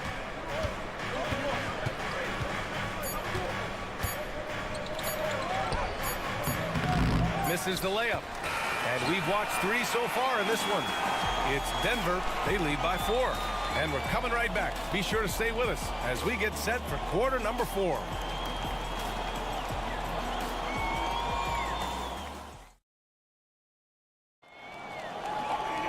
Well, this has been a great contest so far. I imagine the fourth quarter could have more action in store for us. So it's Denver now. They lead by 4. Hayden Watson is out there with Dario Saric. Then there's Christian Brown. Then there's Russell Westbrook. And it's Murray in at the point guard position. That's the group on the floor for Denver. And there it is for him. Yeah, nice play by Murray. A big guard who is unafraid to mix it up inside. Outside Jones. There's the triple. It's hauled in by the Nuggets. Watson with it. Murray looking around. And it goes. As the official calls the foul, count it, and he'll shoot one more at the line. A chance to catch up on some numbers here. The scoring breakdown for the Nuggets. Well, they have owned the offensive perimeter throughout this game, finding lots of openings and turning them into big shots. I also like how they've played in the painted area. They've made an effort to work on the inside and convert those chances. Back to Powell. Parked it down low that time. Got hit with the 3-second call. Ooh, talk about a way to deflate the team. Well, I think it kills your energy, and it certainly kills your momentum. Denver leading by 9. A little over a minute of the fourth quarter gone now. It's Jokic, high post. Cash money from 16 feet away. And Jokic doesn't get a lot of lift on his shot, but he doesn't need it. I mean, he is money in the mid-range. And Ty Lue has called a timeout, looking to get everyone dialed in and engaged. All right, let's check in with Allie LaForce. During that last break, Coach Tyronn Lue had some advice for the team. They told the team to dig deep, play with passion, finish this game out right. We'll see if they do, guys. Thank you for that, Allie. Leonard attacking. Zubac passes to Dunn. Here's Harden. 11 feet out, and he hits it. Well, this is where James Harden's 3-level scoring comes into play. You want to take away the rim and the 3, no problem. He goes right to the mid-range. Outside Porter. Gordon with a screen on Powell. Porter's shot is off. Yeah, and the defense has really got to tighten up on him. I mean, he's just too dangerous from the three-point line. Fires the 3. Harden can't hit. Denver leading by 9. Brown passes to Murray. And here's Jokic. Shot is good off the back rim and in. Jokic has got 4 points in the quarter. I mean, it is amazing to watch Jokic at his size use the handle to create space for his shot. Here's Leonard. Oh, wow! Kawhi with the circus shot. Fourth quarter of play. We're about 2.5 minutes through it now. And so Murray will bring it up for Denver. Gordon finds Murray. It's rebounded by Los Angeles. Zubac has got 4 rebounds now. Here's Leonard. Up and in on the layup. Leonard's got 13 points here in the second half alone. Wow, pretty pass from Powell. This guy has great instincts as a scorer. At that time, sets up his teammate. To the middle. Here's Porter. Back to Murray. Jokic with a screen on Harden. 6 on the shot clock. Sends it home from three-point land. And the Nuggets lead by 10. Both sides are simply waiting for the clock to make it official. This is going to end up in the books as a nice win for the Nuggets. I was really impressed with their attitude today, Graham. Competitive game, they battled through every step of the way. And BA, can you say big time effort and energy? I mean, just a tremendous performance. They were well deserving of this win. And of all the highlights and performances we've seen here tonight, the one thing that stands out is what an unbelievable night it's been for Jamal Murray. Boy, forget about his stats for a second, right? What impressed me most was his stamina. It seemed like he was involved in every play. And with that kind of activity, I don't know how you don't wear down. Leonard, good. 17 seconds left to play in the fourth. Curry against Harden.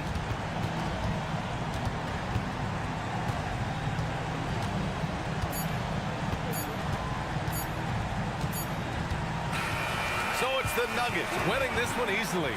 This one was a fun one to watch. They were clearly in the driver's seat down the stretch. They really were, B.A. All right, Allie, good stuff there. Thanks for that. And that's going to do it tonight.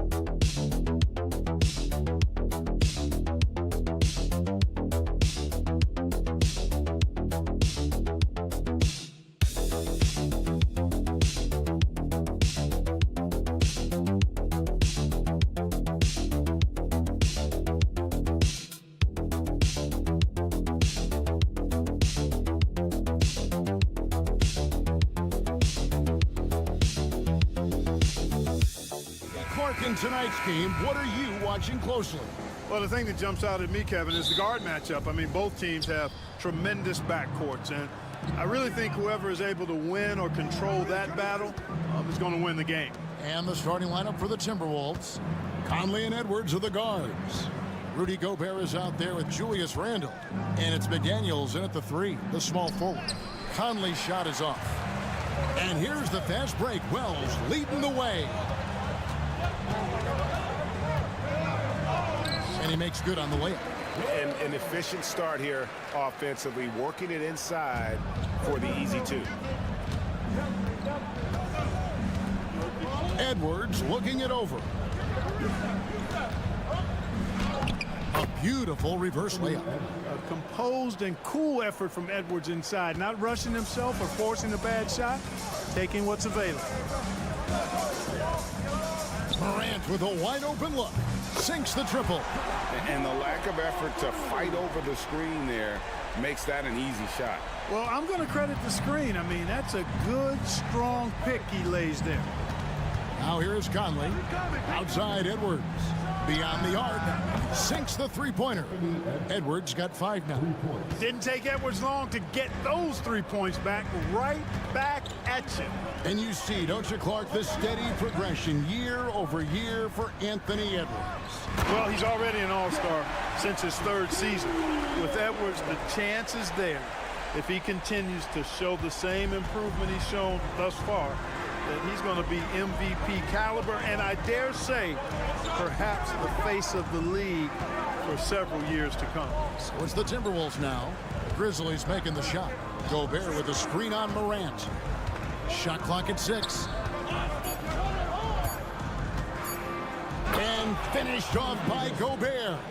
Gobert knows his strengths on offense and plays to him well.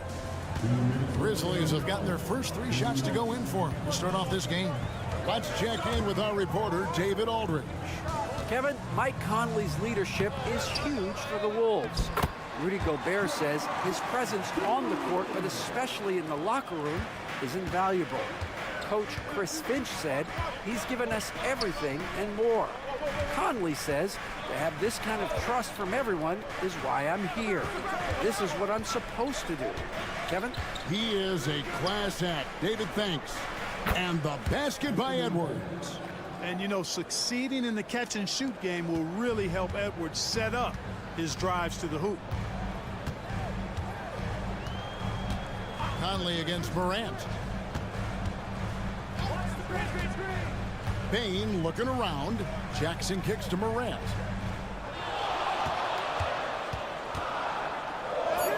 His shot is good, making him a perfect 2 for 2 from the floor. Yeah, I'm amazed at Morant's ability to take contact and still stay in full control. Pass to McDaniels. Conley sets a screen for McDaniel. Edwards with it.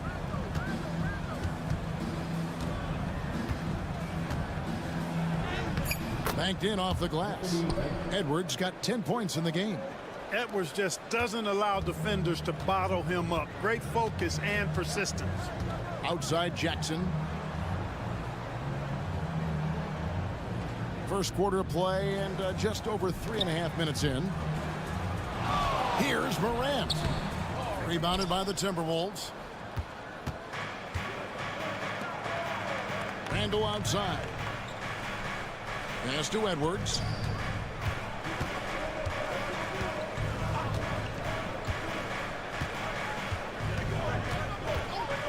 Shoots the three.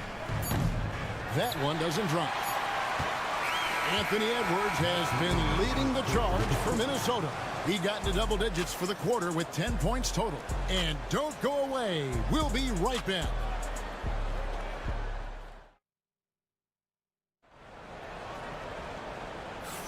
Some good action already in this one, but a fairly even matchup after the first quarter of play.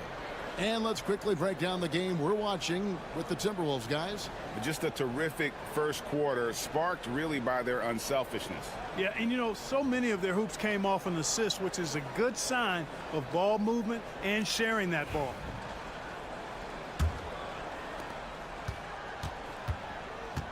We've got Jaren Jackson. Luke Kennard out there with Pippen. Then it's Santi Aldama. And it's Clark in at the 5 spot. That's the group for Memphis to kick off the second quarter. Quick off the floor and powerful. Clark loves to attack that rim. Greg, this is some kind of note. Last year, Minnesota, for just the second time, had ever won a series in the postseason. Yeah, they've been bounced in the first round, 10 of 12 appearances. But last year's team was different. Their elite defense fueled the conference finals run. To the middle. His shot is good, making him a perfect 2 for 2 from the floor. And he placed that pass out in front of him and let him just run into it in rhythm. Outside Edwards. Edwards with confidence. The challenge with defending Edwards, he's a 3-level scorer. Pass to Aldama. Outside Jackson. There's a screen by Aldama. 3-pointer. And it's Jaren Jackson with the 3. Jackson's got the lead. Back up to 3 now for the Grizzlies. Outside Edwards. Takes the 3. And another 3 for Minnesota. He's found his rhythm from deep, and you can see the confidence. Yeah, I'd be confident too. As a matter of fact, I mean, if you're stacking up threes the way he is, I mean, he's doing all this work from behind the arc. Jackson.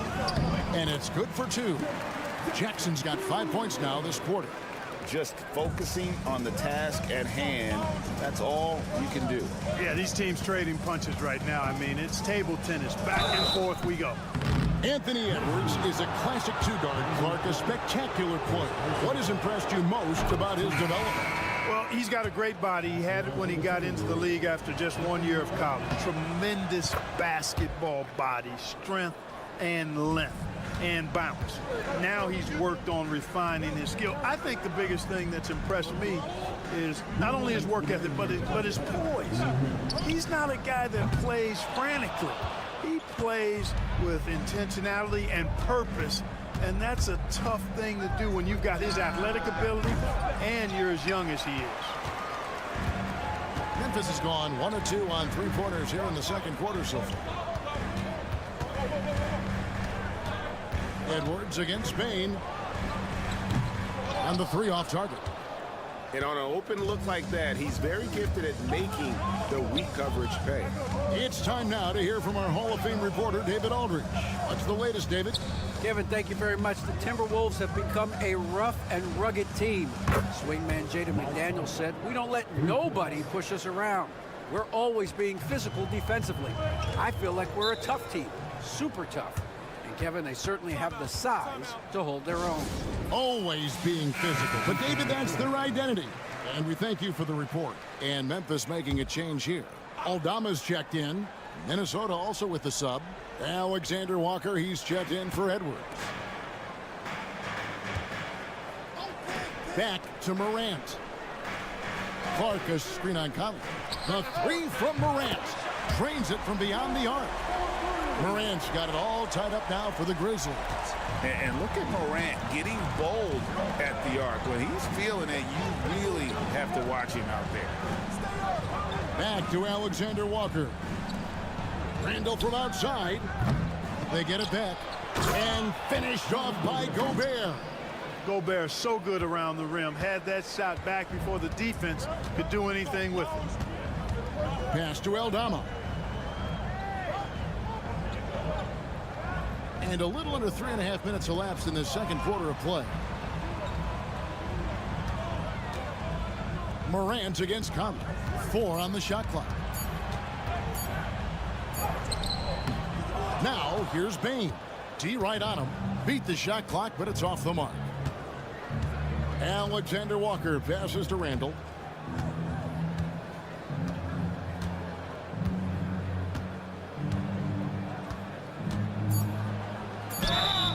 And the bucket is good. 3-point play chance here for him. Defensive breakdown there, no doubt about it. I mean, he's a guy you have to be focused on defensively. And he'll be shooting his first free throw of the game here. Had a success rate from the line last year of about 78%. And a close game so far through the first 2 quarters as we reach halftime. Timberwolves lead by 4. Live from the FedEx Forum, you're watching 2K Sports.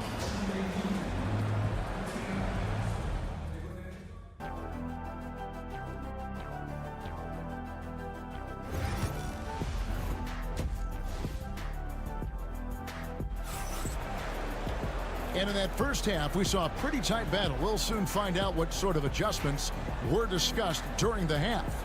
You know, Anthony Edwards has been exceptional here, guys. He's done a fantastic job of finding open space to operate within the first few quarters. And you know what? It helped that they had a few guys with very hot hands on the perimeter, too. So on the floor for Minnesota, Edwards on the wing. He's joined by McDaniels. Julius Randle is out there with Gobert, and it's Conley in at the point guard. And it's hard to pick a more electrifying player in the league than John Morant. He explodes off the floor. Analytics or the eye test? The optics or the numbers in front, Greg? When you're judging the performance of a player, what kind of criteria do you use?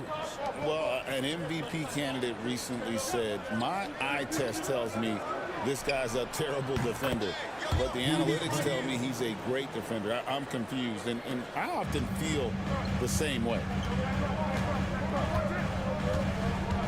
Edwards against Bain, and it's Jaden McDaniels with the foul. That is his first foul of the game. Second team foul.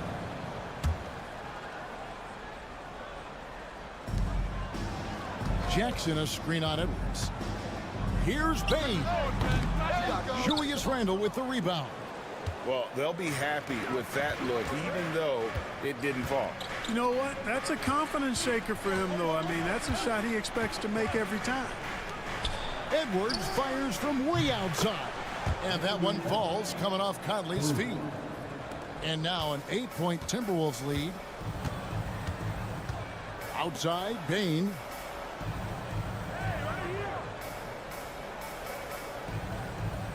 Back to Morant. And he banks in the layup. Morant's got 12 in the game. We all know Ja's capability to fill it up, and he is showing it here tonight. Randle left side. Has to Gobert. Outside, Edwards. Clock at 6. He's feeling it. And again, it's Minnesota converting. And with the way he can rise, Edwards able to get that shot off anytime. Bain kicks to Wells. Morant with it. Here's Wells. Pass to Jackson.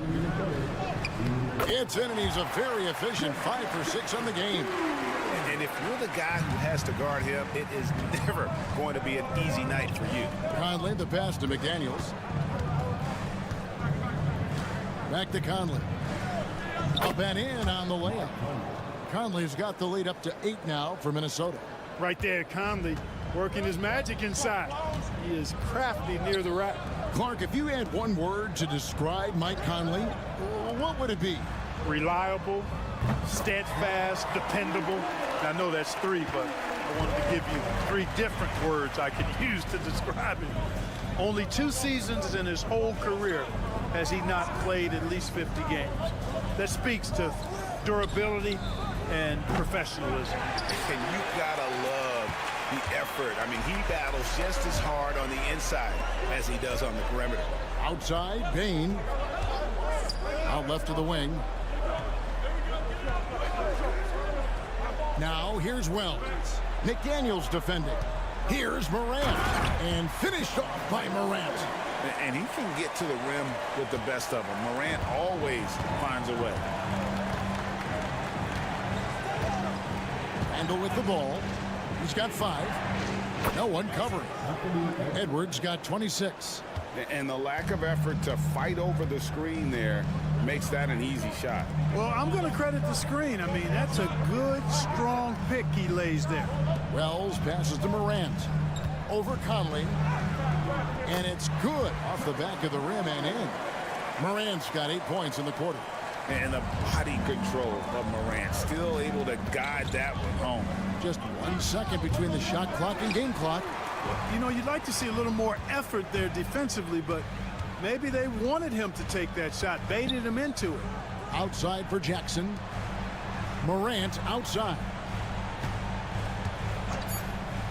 3-pointer. And the 3-ball is good. Now just a 1-point Timberwolves lead. Boy, he's playing out of his head, nailing everything. And the defense is scrambling to try to stop him right now, and so far, no go. Anthony. Well, this has been a great contest so far, and I imagine the fourth quarter could have even more action in store for us.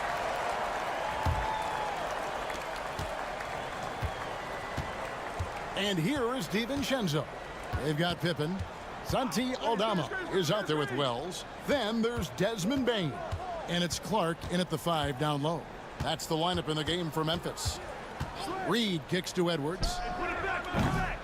His 3-pointer's off the mark. Memphis has gone to 3-point range 7 times tonight, knocked down 5 of them. Back to Aldama. Clark against Reed. And the whistle blows as the basket counts and a 3-point play chance right here. 1 free throw coming up. After getting smoked earlier in this game, they battled back to take the lead. Kudos to them. Jaren Jackson's checked in for Memphis. Morant comes in for Pippen. And Randle has got the ball here for the Timberwolves. Has to Gobert. Timberwolves passing it around. Randle outside. Here's Edwards. Edwards gets it done inside. Edwards is rolling right now. If I'm his teammates, he's getting the rock every time. And for Memphis, their shooting has been out of this world. 74% from the field. Bane passes to Wells. Gets it to go from beyond the arc. And the Grizzlies lead by 3. The defenders need to recognize the importance of staying on him as we get into crunch time. Edie's checked in for Brandon Clark. And now the latest from our reporter, David Aldridge. I was able to listen in on what Chris Finch told the team. They were asking the team to play faster, push the ball. Coach told their players, hey, look, in this league, fast break points are the easiest. We need more of them. Can't argue with that. Kevin? Thanks so much, David. And he just seems to always deliver in the clutch. And he's got it going right now. That's who they want taking the big shot. And he's going to have a hard time shaking off that miss. Everything was going right. The dunk was lined up beautifully, but not to be. Stolen by McDaniels. Last quarter of play, about 2 minutes in now. Edwards passes to Gobert. Here's McDaniels. And again, Minnesota with the triple. Attacking right away. McDaniels wasting no time there. Outside Jackson. Back to Morant.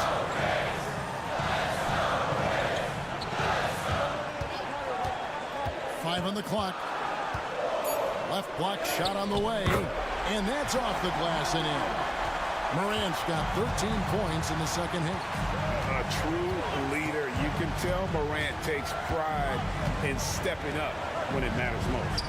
Conley gets the bucket. That's just being a pro. Conley understanding the moment and rising to the occasion. Morant gaining the floor.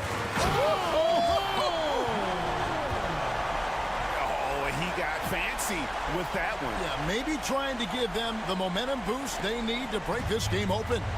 And I like it. I mean, some coaches might want to see just a sure-handed lay-in there, but For me, I don't mind a little extra. At every level, Edwards has been the go-to guy for his team. It's in his DNA. Morant outside. Jackson a screen on contact. It falls! And that shot brings them to within just one. Well, you just love seeing a player with absolutely no fear. Cool, calm, collected, and confident in the biggest moment of the game. Yes. Here's Edwards. And Desmond Bain pulls it down.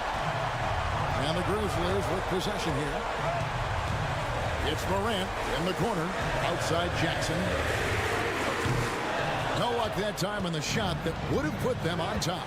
It's 9 seconds separating the shot clock and game. And you can see the defenders afraid to kind of get in his way a lot of times when he's on his way to the basket. But on that one, they were there. And it's Morant missing. When they foul intentionally, they're going to have to do that now again and again. They're not in the penalty yet. Had to foul, and on that occasion to stop the clock. That's the enemy in this situation. And you know what? Who knows? A few misses at the stripe, and they're right there within range. You know, late game free throws are a lot different than early game free throws in terms of making. And so both free throws are good, and it's a three-point game. That last free throw was critical. Their only choice now is to go for the three to tie.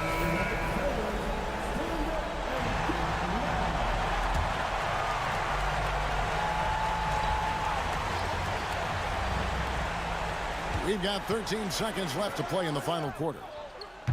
Bain, no good. They came close there to tying it up.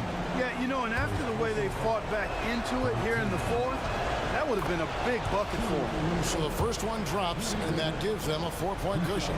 And a tough break is his second attempt at the line. No good. Timeout called, the Grizzlies. They trail by 4. And what's their best move at this point? Trying to stay alive. They've got to work quickly. Yeah, they're going to draw up a play here, I think, to get a shot right off of the inbounds pass and not waste too much time at all. Laces one from 3. I understand we're seeing some high-powered offense, but you've got to put up a little more resistance than that. Come on now, look. Sit back and enjoy the fireworks. Nothing better than good offense. And they need to stop the clock, so there's a foul. No choice but to foul there, but he's probably the last guy you want to see on the line. But there was no time really to be selective. Stopping the clock was the priority. Second one is good. Getting both at the line, and it's a 3-point game. Looking to tie it up with a big triple. You don't want to force it, though. Still need to get a quality look. So it's Minnesota taking the W in a close one. This win, such a tremendous emotional boost for them. Really an accomplishment and crazy finish to take a road. Much appreciated, David. And that'll wrap it up, folks.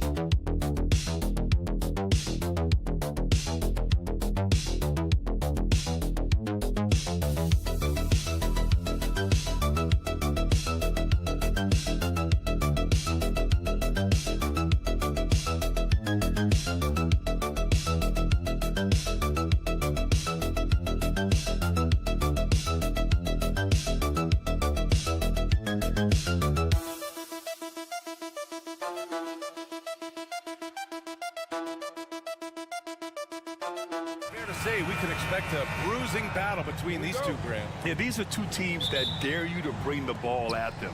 They both feast on the defensive side, so don't expect any scoring records broken in this one. All right, let's check out the starting group for the Thunder.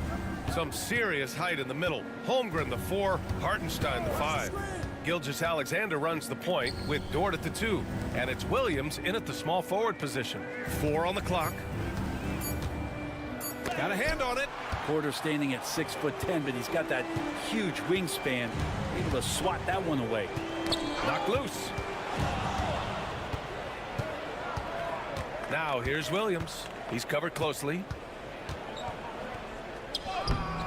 Rebounded by Denver.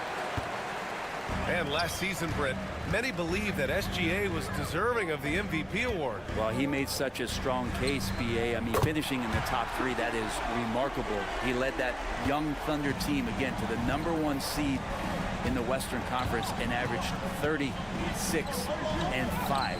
He also led the league at 2 steals per game. What a season. And Gilgeous-Alexander is such a tough cover, especially at his size. Now let's find out what head coach David Adelman had to say. Allie LaForce. Our topic was how he'll defend Shai Gilgeous-Alexander, and coach was straightforward, saying Shai demands so much attention with the ball that he can warp a defense. We'll need to stay disciplined and not get caught watching the play. We'll see how that approach works out for them, guys. And Allie, thanks. And if you're a defender and you're leaning just a little bit, Jokic is going to take advantage of you. And Jokic drops them both. And the big fella with the skill level, showing a soft touch at the line. Murray against Gilgeous-Alexander. Hartenstein passes to Gilgeous-Alexander. Yep, it finally drops after rolling around the rim. Gilgeous-Alexander's gotten his second bucket. There's a great pace to Gilgeous-Alexander's game. The mid-range fits well. Murray passes to Gordon. And here's Porter. Pass to Jokic. Shot clock at 6. He drains it as the shot clock ticks down. And how about Jokic just barely getting that one off as the shot clock was winding down. Dort outside. There's 1:40 left to play in the first quarter. Hartenstein a screen. And down it goes. 2 points. Gilgeous-Alexander's got 6. He's got the ability to do damage inside and out. SGA's not going to miss that. And over the last few years, SGA has emerged as an all-NBA level player, Brent. What's been the key to his success? I think the key, BA, to him is his confidence. I think that he feels like he is overlooked on a nightly basis and does not get the respect he deserves. So he comes in with that chip on his shoulder, and he plays the entire game coming at any defense that people throw at him. A different look for Denver. Watson, he's checked in for Porter Jr., and it's Westbrook in for Brown. And a new group getting ready for Oklahoma City. Williams is checked in for Hartenstein. Wiggins comes in for Chet Holmgren. Wallace, he's checked in for Dort. And it's Caruso in for Gilgeous-Alexander. Now here's Caruso. Wiggins outside. There's a screen by Wiggins. Williams from long range. Gordon pulls it in. The Nuggets lead by 3. Here's Westbrook. The shot won't fall. Some solid defense from Williams. Williams passes to Wiggins. And that's good. His first bucket of the game. Pounding it inside early and often, setting a physical tone. Jokic with a screen on Caruso. Murray from outside. Williams grabs the board. And he almost made them regret defending him so loosely. There's a 4-second difference between the shot and game clock. Back to Wiggins. Caruso against Murray. Here's Williams. And it's good as he snugs it right through the net. Defensively, you can't afford to get stuck on the pick. That's one that the coaches will watch tomorrow with that player. You hate to see him give up in that situation. I love this approach. Getting him involved early, and it's already paying off. Well, he's going to just... And at the end of one, a closely contested game so far. It's Denver up 1. And we'll be back shortly for the start of the second quarter. And we hope you're enjoying the game. Both teams tonight keeping things pretty even on the scoreboard so far. All right, guys, what do you think about the Nuggets here in this one?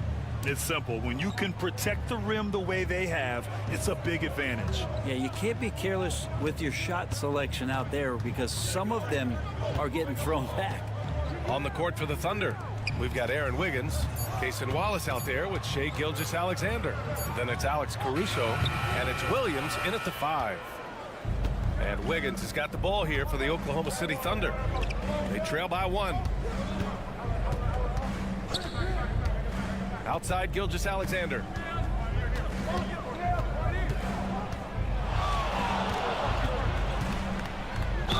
And there's a whistle. He'll head to the line to shoot 2. Well, Grant, with all the parity and competition in the league today, there's still those teams piling up losses. Yeah, B.A., and with teams like the Thunder excelling, it's almost like youth is no longer an excuse, but some rebuilds take longer than others. Brown's checked in for Strother. And Oklahoma City with a change here, too. Jang's checked in. And let's swing it over to the sideline and hear from Allie.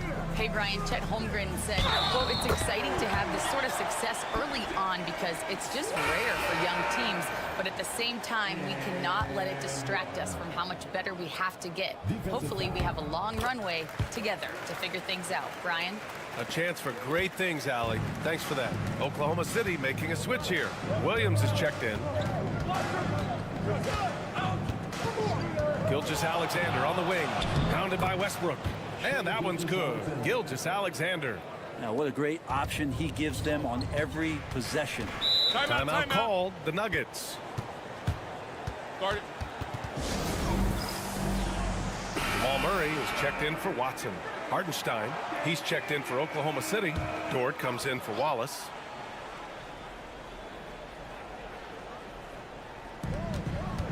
Brown passes to Westbrook. And he drops it in from the low post.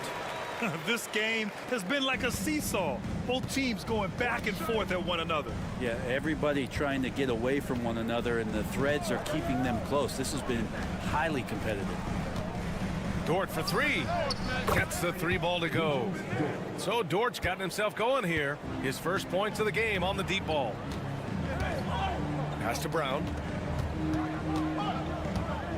And here's Porter. Saric, a screen on Wiggins. And that one drops. Porter's got his first 2 points. Oh, another lead change. 6 total in the first half. And this is the battle we were hoping to see. Back to Gilgeous-Alexander. Caruso outside. And he'll draw the foul. He'll head to the line for 2. All right, a look at how the points have been generated so far. A scoring breakdown for the Nuggets. They've done a great job facilitating so far. So moving the rock and finding the open man, just great selfless basketball. And getting to the inside is really important, but it's how close you can get to the basket. It feels like these guys are all around the rim in their attack tonight. Jokic is checked in for the Nuggets. Watson comes in for Michael Porter. Clock at 6. Here's Westbrook. And he drops in the layup off the glass. Westbrook's got 4 points now in the quarter. Well, this is Westbrook just being an ultra competitor. He gets in there and the defense has nothing to do. And the former league MVP in 2017. A long list of accomplishments for Russell Westbrook, Brent. Well, how many times, BA, have we seen players celebrated in the way that Russell has been as one of the best players in the league, move and transition to a role off the bench? He's done it with a lot of grace, a lot of class, and has been very accepting of his new role. Love the focus here from SGA at the arc. He hates to waste those opportunities. Murray passes to Jokic. 43 seconds left in the second. Throw it down, Nikola. He's just too quick to the cup. No one near him to get postered. Pass to Hardenstein. Outside Gilgeous-Alexander. Oh, the Thunder, another three. He's making plays all over the floor. Gilgeous-Alexander will not be stopped. Murray passes to Watson. Murray, a screen on Holmgren. Outside Watson. The Nuggets need to get one up. From deep, Jokic for three. The Joker knocks it down. Oh, you gotta love the back and forth, showing real confidence at the arc. Yeah, both teams finding ways to the three-point line and trying to take advantage from distance. It's all tied in Denver. We'll see you after halftime for the beginning of the third quarter.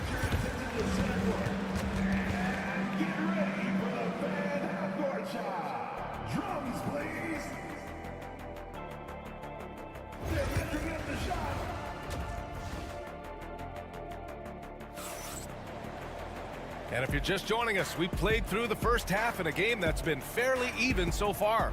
You know, Shai Gilgeous-Alexander has been exceptional here, guys. Yeah, he played such a smart first half, maximizing his opportunities offensively. Yeah, I'm thinking back to the first half and wondering, did he take a low percentage shot? Everything efficient. Pairing up in the backcourt, Murray and Brown. Gordon and Jokic together in the middle. And it's Porter in at the three slot. That's the group in the game for the Nuggets. Murray, no good. Oklahoma City has gone 3 of 5 from the perimeter in this game. Outside, Williams. No good on the three. And he probably thought he was going to bury that one. Jokic passes to Murray. And so he draws the foul, headed to the line to shoot a pair. It's going to go on Shai Gilgeous-Alexander. Jamal Murray at his size, the one impressive thing that stands out to me is that he will willingly go right at the defense. Well, Grant, when you think of Jamal Murray and all he's been through, health is of utmost importance for him. Oh, extremely important, B.A. Because when Murray is healthy, he's a lethal player and a huge part of this team's success. Now, Gilgeous-Alexander, with that height at his position, allows him to do so many things other guys really pretty much dream of. Jokic finds Porter. And then Porter with the dunk. I just love the aggressive finish. I'm thinking he's sending a strong message with that jam. And Mark Daigneault has called a timeout. I think right now he must be looking at some adjustments. And one thing I've learned through the years is no matter the situation, there are always adjustments you can make. Yeah, not just there to pump up or to discipline players. You got to make sure that the coach makes the proper adjustments and has his team in the right mindset to carry it out. Here's Gilgeous-Alexander, and good. Got the friendly bounce off the right side of the rim. Gilgeous-Alexander does a lot of things well, and this time playing with some great offensive balance. Outside Porter, the three. Yes, and it's Murray picking up the assist. Porter's got 5 points now this quarter. And I love how he's pushing the tempo and creating for others. He does this game in and game out. Incredible. Nice to play with a point guard that takes pride in playmaking. It makes you move around just a little bit faster to get open spots. Murray against Gilgeous-Alexander. That one goes in. Gilgeous-Alexander's got 20. In a tight game, they wanted to make sure of that possession. Jokic with a screen on Gilgeous-Alexander. Here's Murray. Doesn't go for him. Good work defensively by Gilgeous-Alexander. And let's send it over to Allie LaForce. Chet Holmgren makes up for his light frame with aggression. He said, quote, "You don't have to take a second look at me now to know that I'm not the biggest dude width-wise, so I have to hit first. Otherwise, the game's not going to go in my favor when things get physical," unquote. Brian, you agree? I do, and you can tell he just refuses to back down, Allie. And it's blocked! What a play as he just snatches the shot out of midair. Gordon against Holmgren. 1 minute left in the third. And there's the foul. It'll go on Aaron Gordon. That's his first foul. He didn't have his feet planted. Westbrook, he's checked in for Denver. And Oklahoma City with a change here too. Caruso's checked in. There's 57 seconds left in the third quarter. Hartenstein with a screen on Porter. Caruso, the pass to Hartenstein. Williams from long range. Counted from distance. Williams has got 5 points. Well, you got to be able to shoot fast in the league. So it's nice to see Williams doesn't need a lot of setup time. Murray passes to Porter. Hartenstein against Jokic. And the dunk by Jokic. Such an outstanding effort there for the big man to stay focused with his shot. Jokic, tremendous concentration. Pass to Williams. Williams, a screen on Westbrook. Gilgeous-Alexander feeling it out a bit. Over Murray. Taking it inside. SGA. Such good length for a guard. Opponents struggle to keep Gilgeous-Alexander from scoring the basketball. Here's Jokic.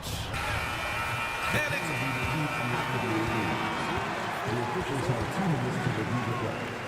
and not so fast. The officials are going to check that shot again and make sure they got it right before we go to the fourth. And the video is going to be sent to the officials from the replay center in Secaucus. It looked like he got it off in time, though. And we wrap up the third, and it looks like it's going to be an exciting fourth. And we're coming back in just a moment. Get ready for the fourth quarter when we return. And it's time to bring up the State Farm assist of the game. You can count on him to deliver a few assists like this one each and every night. Sometimes it happens when the offense is struggling, but every now and then this helps with the offensive uptick right there. Great job of setting his teammate up. Man, I know I speak for all of us when I say I can't wait to see what kind of finish awaits us here in the fourth quarter. And Oklahoma City looking at who they've got to start the fourth. They've got Williams. Shai Gilgeous-Alexander is out there with Cason Wallace. Then it's Aaron Wiggins. And it's Caruso in at the three. I mean, the guy is just cut from another cloth. No one is as competitive as Russell Westbrook. You know he's going to answer back. Gilgeous-Alexander against Murray. Now here's Gilgeous-Alexander. He's closely guarded. Yep, that one goes. And that was the right decision. When you're in need of a bucket, you go to your most trusted guys. Yeah, whether it's teammates or the coaching staff, hopefully a combination of both, but when it gets close, he's getting the ball. Oklahoma City's gotten 5 of their 9 attempts from deep to go. Wallace, the pass to Gilgeous-Alexander. The rebound by Murray. And so it's Murray who brings up the ball for Denver. 2-point game. Pass to Watson. Here's Murray. And the foul on Alex Caruso. That's his first foul. The Nuggets want a timeout. You have to like what we're seeing from Shai Gilgeous-Alexander. They know they need to change things up and do it quickly. They cannot allow him to keep running wild. A different look for Denver. Jokic is checked in for Saric. Gordon comes in for Watson. And it's Michael Porter in for Westbrook. A big group substitution here for Oklahoma City. Hartenstein, he's checked in for Williams. Holmgren comes in for Wiggins. Williams is checked in for Caruso. And it's Dort in for Wallace. Pass to Holmgren. Now Gilgeous-Alexander. Off target from outside. Jokic passes to Murray. 2 minutes remaining in the game. Back to Jokic.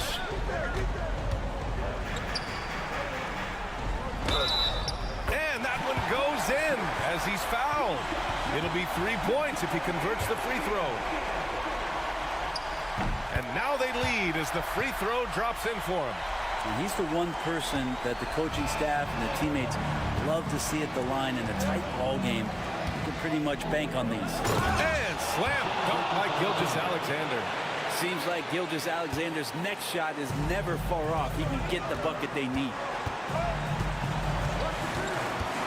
Pass to Jokic. Good work defensively by Hartenstein. That's going up against a defense that knows your tendencies. Here's Gilgeous-Alexander. Strong finish by Gilgeous-Alexander. This is when you need a defensive presence, but it's just not happening.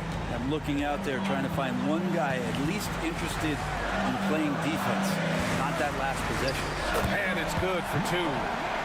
Jokic has got 9 points now in the second half. Well, Jokic needed it, and he got it. And we're about 3 minutes into the fourth now.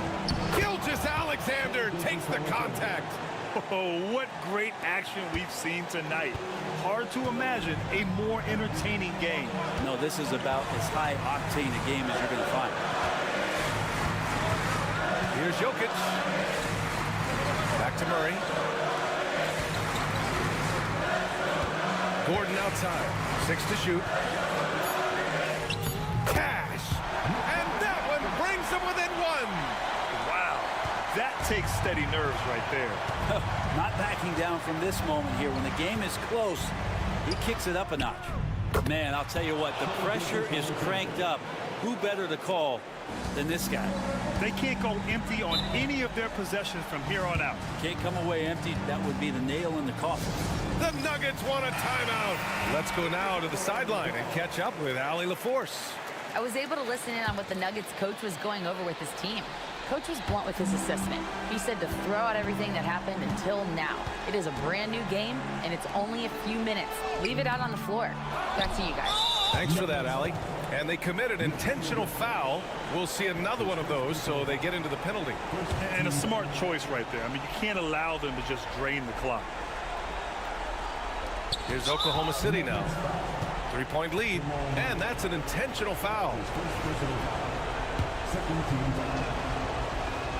First free throw is good, and that gives him a 4-point cushion. So he goes 2 for 2 at the line, and it's a 5-point game. Showing great confidence from the line. That makes this a 2-possession game. Pass to Jokic. Here's Brown for 3. And nails the tray. And we've got a timeout called by Mark Daigneault. Great time to call his guys into the huddle at a very tense moment in this game.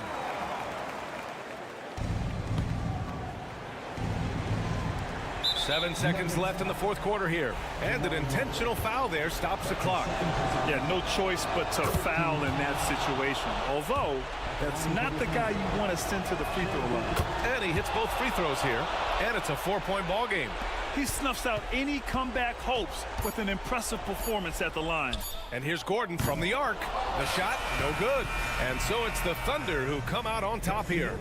Just a gutsy performance on the road. It really was.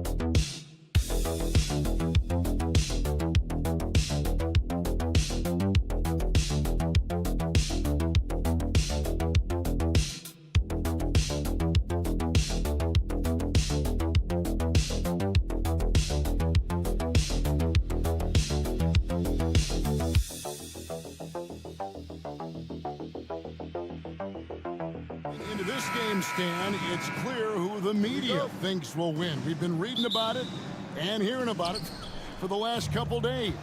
Yeah, but Kevin, you know, none of us in the media know what we're talking about. It's just a lot of speculation. And look, it's a cliche, but it's also true. The games aren't won on paper, they're won out on the court, and anyone in the NBA can beat anyone else on a given night. Which makes me look forward to this one. Absolutely. And now the opening lineup for Phoenix. Deadly backcourt pair of Booker and Beal. Nick Richards out there with Durant, and it's Dunn in at the three, the small forward. Now, here's Dunn. Here's Booker. That's in, coming off an assist from Dunn. And that's that in-between distance for some guys. Booker showing how comfortable he is from the mid-range. So, Stan, the Grizzlies trio of Ja Morant, Desmond Bane, and Jaren Jackson Jr. From the outside looking in, what a great base going forward. I agree with that, Kevin. Look, not only are those three outstanding individual players, but they complement each other so well. There's such a great fit with those three guys. That's a great base for the future. Shot clock at 5. Wells grabs the miss. Memphis with the ball. Outside, Bane trying to find Jackson. He's got it now. And it's good, 2 points. Jackson's got 5 points so far. And how about the strength of Jackson there? Uses it whenever he's going up inside and fighting through the contact. Here's Beal with the three. Drills it from outside. And that pick takes the D totally out of the equation. Yeah, you've got to lock and trail hard. You can't allow him a clean look from there. Now here's Wells. Back to Morant. They set the pick. Shoots from 14. Fires the three. Buries it from three-point range. And you look at how ready Morant was for that. He was on his spot, feet planted, ready to fire. Outside Beal. Outside Durant. From deep. The Grizzlies pull it in. And always hovering around the 50, 40, 90 mark, Kevin Durant is both prolific and Greg efficient. And Kevin, you want to talk about guys in this league who make winning plays time and time again?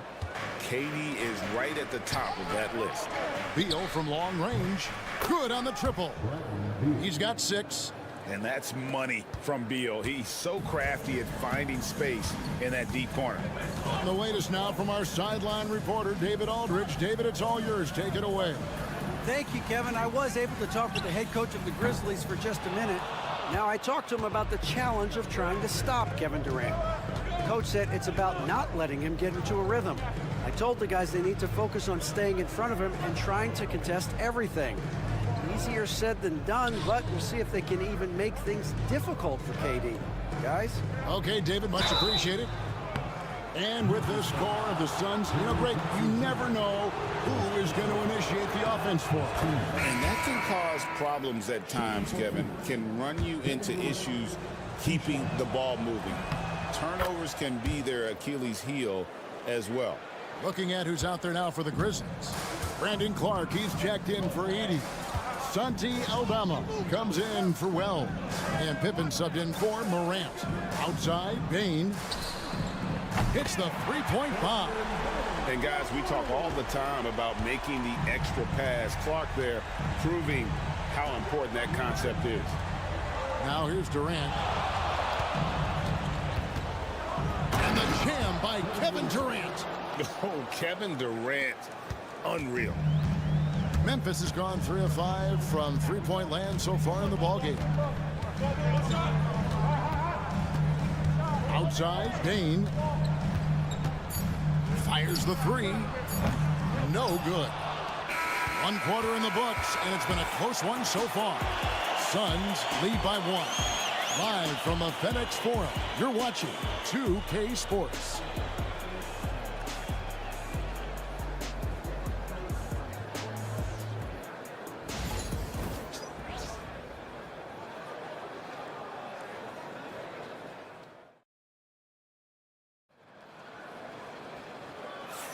And some good action in the books as we get back to the game that's been pretty close here so far. And from what we've seen, guys, from Phoenix, what do you guys see? Well, they've been aggressive from the beginning, particularly on the offensive end. Yeah, and that's helped them get the lead. But we'll have to see if they can sustain this offensive output. So with Durant sitting on the bench, this is Mike Budenholzer's lineup. The wing pair we'll be seeing is Beal and Allen. O'Neal is out there with Plumlee, and it's Jones in at the point. And it's Jones with the ball for the Suns. They trail by 1.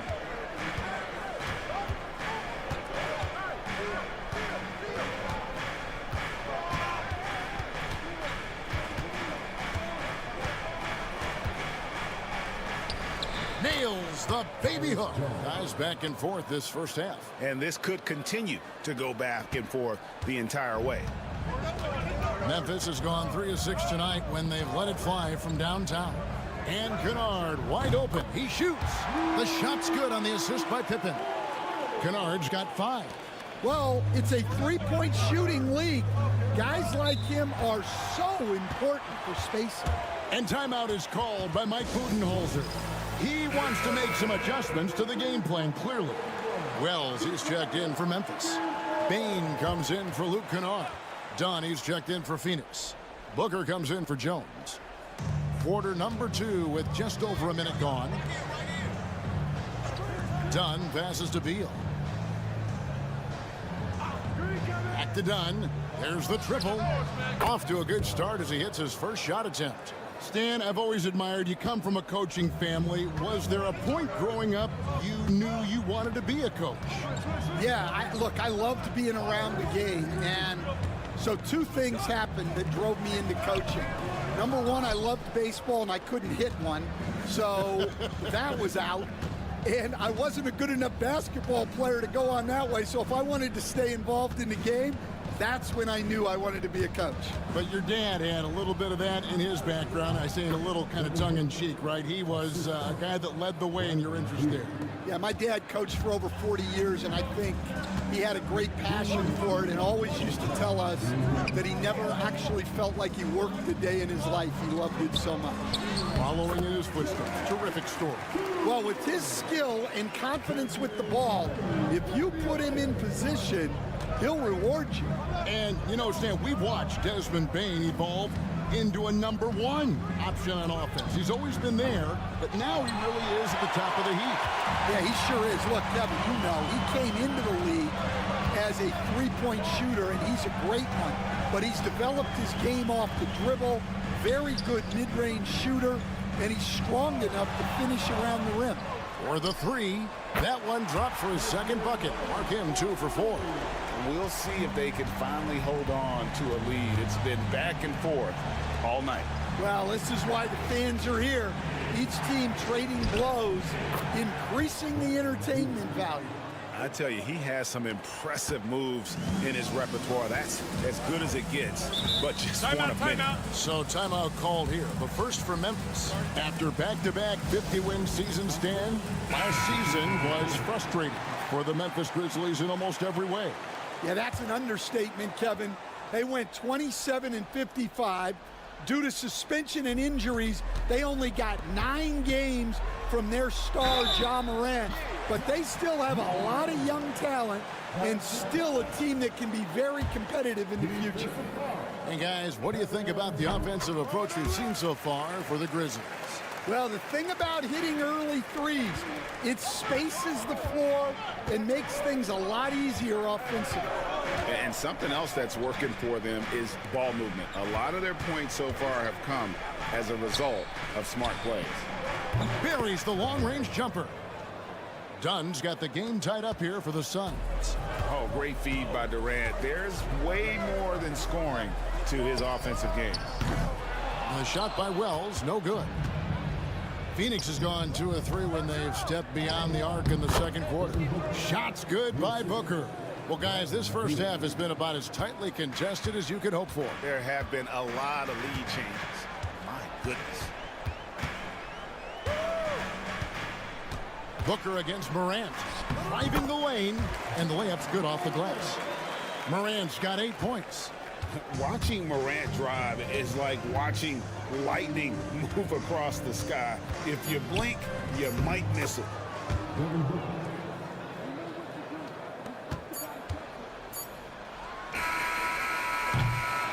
And that's it for the first half of action in what's been a very close game here. The Suns on top. They're up by 2. And now we'll send it over to David Aldridge, who is standing by courtside. David. Thanks so much, David, and we'll step away briefly, but get you right back out here for the start of the third quarter after this break.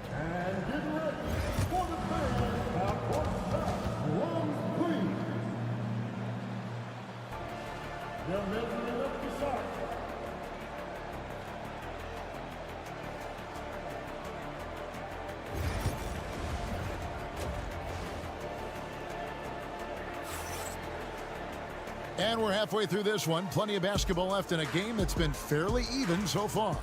You gotta like what Devin Booker is doing in this one. Yeah, it's been a great performance from him. Really staying focused on quality shots. Yeah, he's found his spots, been patient with his shot selection, and it's paid off for himself and the team. Morant is the point, with Bane out on the wing. Jackson is out there with Wells, and it's Edey in at the center position. That's the lineup out there for the Grizzlies. Now here's Booker. 8 points for him. And the rejection by Jackson. Pass to Morant. Wells wide open. Good, and a nice assist from Morant.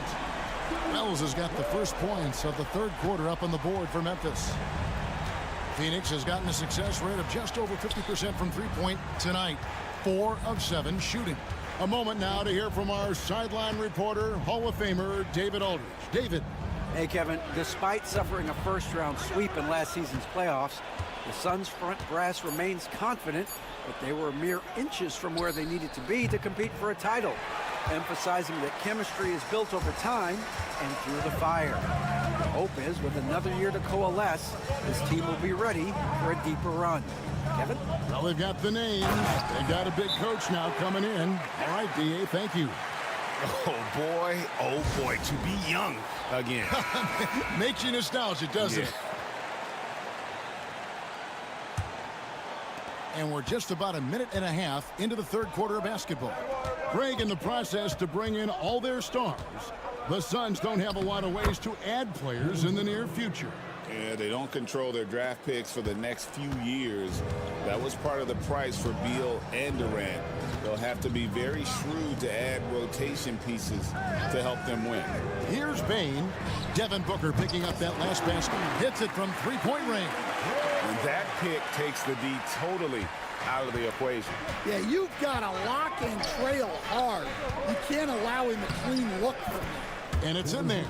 Just on fire tonight. Devin Booker is feeling it, folks. And Morant's got the ball here for Memphis. The lead is 2. Pass to Wells.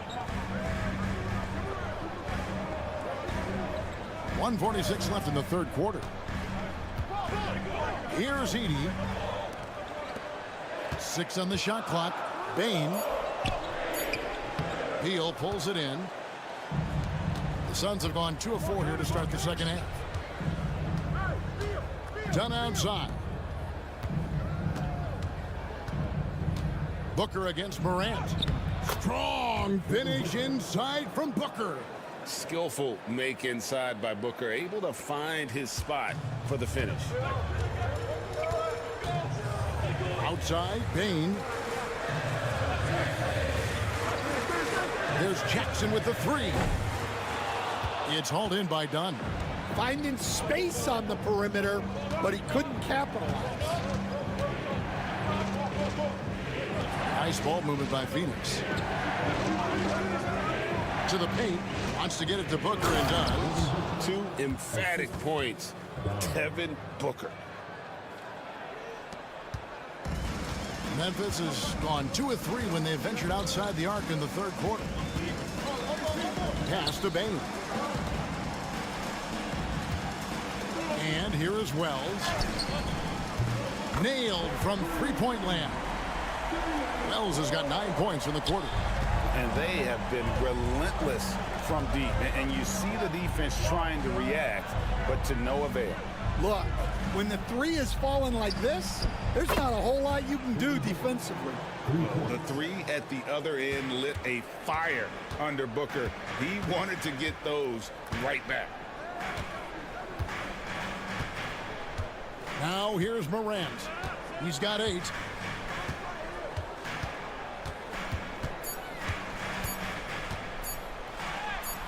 He gets that one. Morant's got it all tied up now for the Grizzlies. It's a tie game in Memphis. And time for the short break, and stay right where you are. The fourth quarter is coming up next. And now we have a moment to reveal our State Farm assist of the game. And the winner today, the big fella here with the sweetest of dimes. What a plus it is to have a post player who's got this ability to find. Yeah, it's pretty to watch. It's great to have so many big men in the NBA who can dish it like this. And it's been a very competitive game so far as we get rolling here in quarter number 4. So with Durant sitting on the bench. This is Mike Budenholzer's lineup. Booker out there with Tyus Jones. Then it's Plumlee. Then it's O'Neal. And it's Dunn in at the 3 slot. Bane, no good. And the great shooters know when they've got enough opening to go for the 3. I didn't think it was a bad choice on that possession. And how about the incredible timing on that alley-oop? He absolutely hammered it down. Here's Pippen, following the basket by Mason Plumlee. Clark a screen on Booker. Payne for 3. And he's good on the 3 ball. Time running low, guys, and somebody has got to win this one. Yeah, well, who knows? We might need overtime in this one. It's been that kind of a game. Now here's Booker. And it's Phoenix scoring again. This is what he does. Booker, an aggressive scorer, doesn't take any possessions off. Some changes for Memphis. Edey's checked in for Clark. Jackson comes in for Santi Aldama. And it's Morant in for Pippen. Phoenix also making some changes. Nick Richards, he's checked in for Plumlee. Kevin Durant comes in for Royce O'Neal, and Beal subbed in for Jones. With a short break in the action, gives us a chance now to send it over to David Aldridge. Thanks, Kevin. Well, Memphis' head coach had some words for the team during the break. Now, they preached the little things in the huddle. They asked their team to battle on those 50-50 balls. One extra possession could be all the difference. Back to you, Kevin. All right, David, thanks. Plenty of daylight on that shot. Booker's got 24 points. Well, we talk about ice in his veins a lot, but this guy personifies that. What a clutch shot. Now here's Morant. Fires from deep. And it's in. Basket number 6 for him thus far. He has only missed 2 shots from the floor. Not to be outstaged, Morant saying right back at you. Booker against Morant. Booker, no good. That's a surprise. I mean, really out of character for him to miss when the defense is not right up on him. There's the steal. It's Beal on the wing, guarded by Bain. And that one is good from Bradley Beal. Not shying away from the spotlight. Beal wanting to be the guy to come up big for his team. Up top, Morant. Defended by Booker. And it's Morant missing. And here's Dunn. He'll bring it up for Phoenix. It's a 1-point game. Outside for Beal. Good on the 3-point shot. Beal's got 5 points now in the quarter. And this is his bread and butter. Give Beal these looks from deep, and he is going to knock them down. Morant against Booker. They grabbed their own miss. Got it. And he has brought them to within 2 points. Big-time basket at a big-time moment. Yeah, don't you just love to see a player embrace that kind of pressure? Now here's Booker.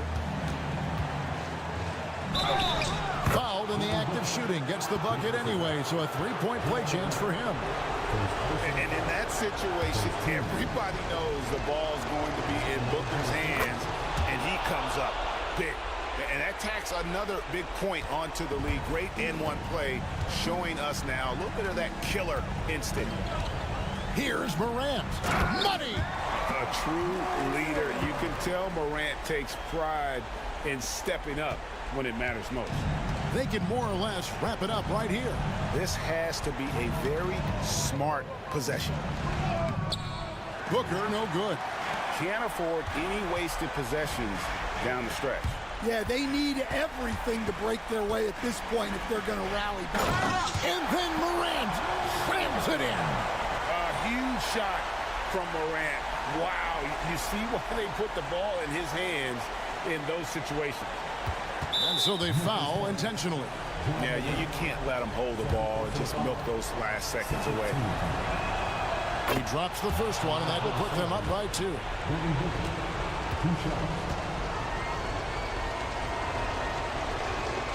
And so he drops them both.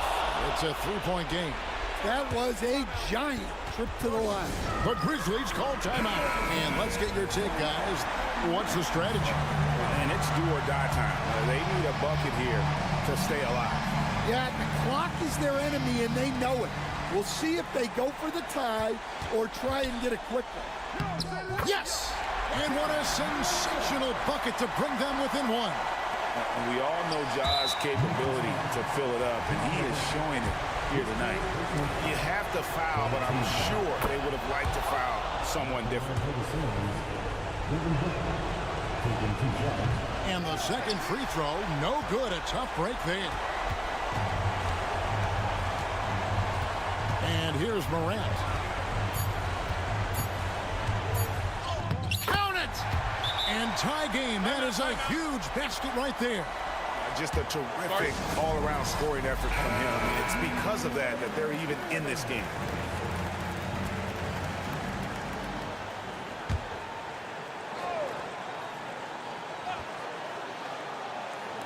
And Booker puts up a deep 3. Oh, couldn't sink the shot, and we're going to overtime.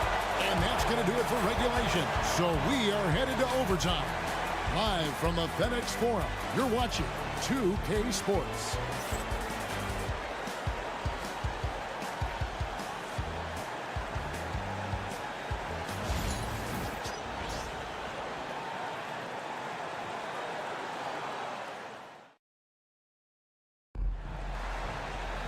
And now we get set for overtime in what has been a stirring contest. Here we go.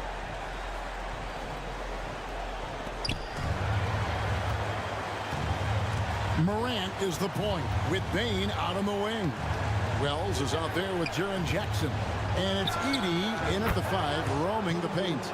Greg, every year, injuries are a huge factor in shaping the title race. And I'm guessing that teams have probably put more of a premium on durability. What do you think? Well, Kevin, I think all GMs take that into account. A team wants to be confident it'll have a stable roster over the course of a long season. If you came to watch a scoring battle, you're in the right place. Yeah, and how great have these offenses been for these teams tonight?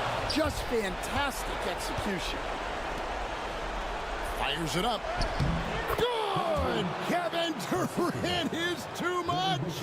And at nearly 7 feet tall, Durant is a problem inside. Got to push him out a little further than that. And the shot is good. The Phoenix lead has been cut to just 5 on the basket from Morant. Well, they have to be thrilled with how reliable he's been tonight. Here's Booker into the lane, and he drops in the layup off the glass. Booker's got 32 points. And how about the energy on the take from Booker? The defense looking helpless to stop it. And finished off by Morant. Hey, dunks aren't always for the big fella. A serious power move from the point. Well, in this league, you can see powerful plays from anyone and anywhere. Your position no longer dictates your scoring options. And you know, defenses try to get physical with Booker, and now he's used to that. He just plays through the contact.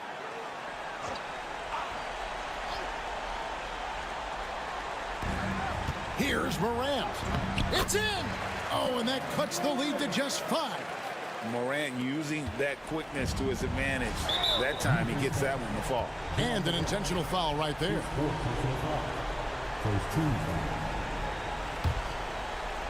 Here's Booker. Booker draws the double. And he commits the intentional foul.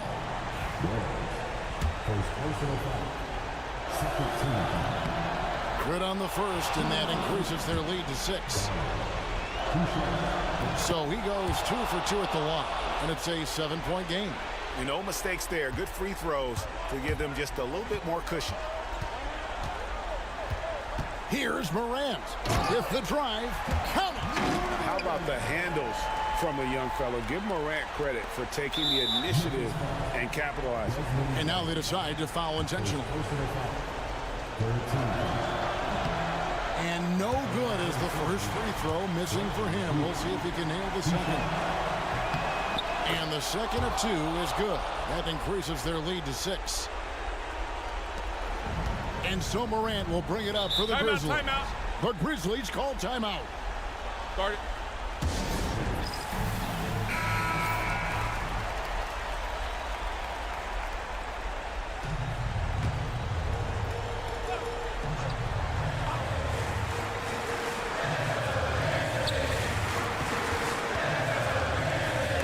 And denied. He sends it right off the glass. And that's an intentional foul.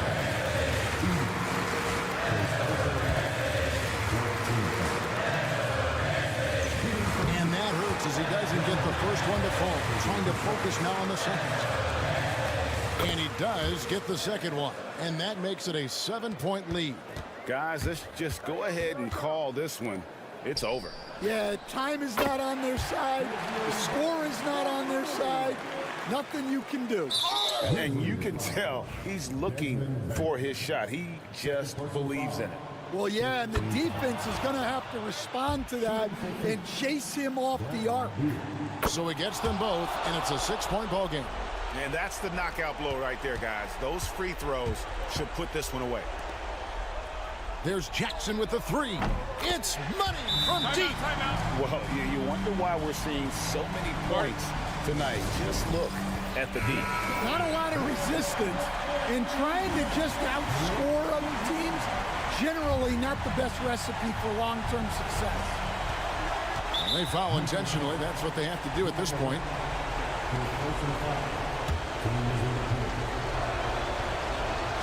He hits the first one, and that gives them a 4-point cushion. And so both free throws are good, and it's a 5-point game. Outside Jackson. Can't get it to fall. So the Suns win it. They had to scrape and claw to push it to overtime, but they really came on in the extra period. What a ride. I mean, I thought it might. All right, David, thank you. Thank you for joining us. That'll do it for now.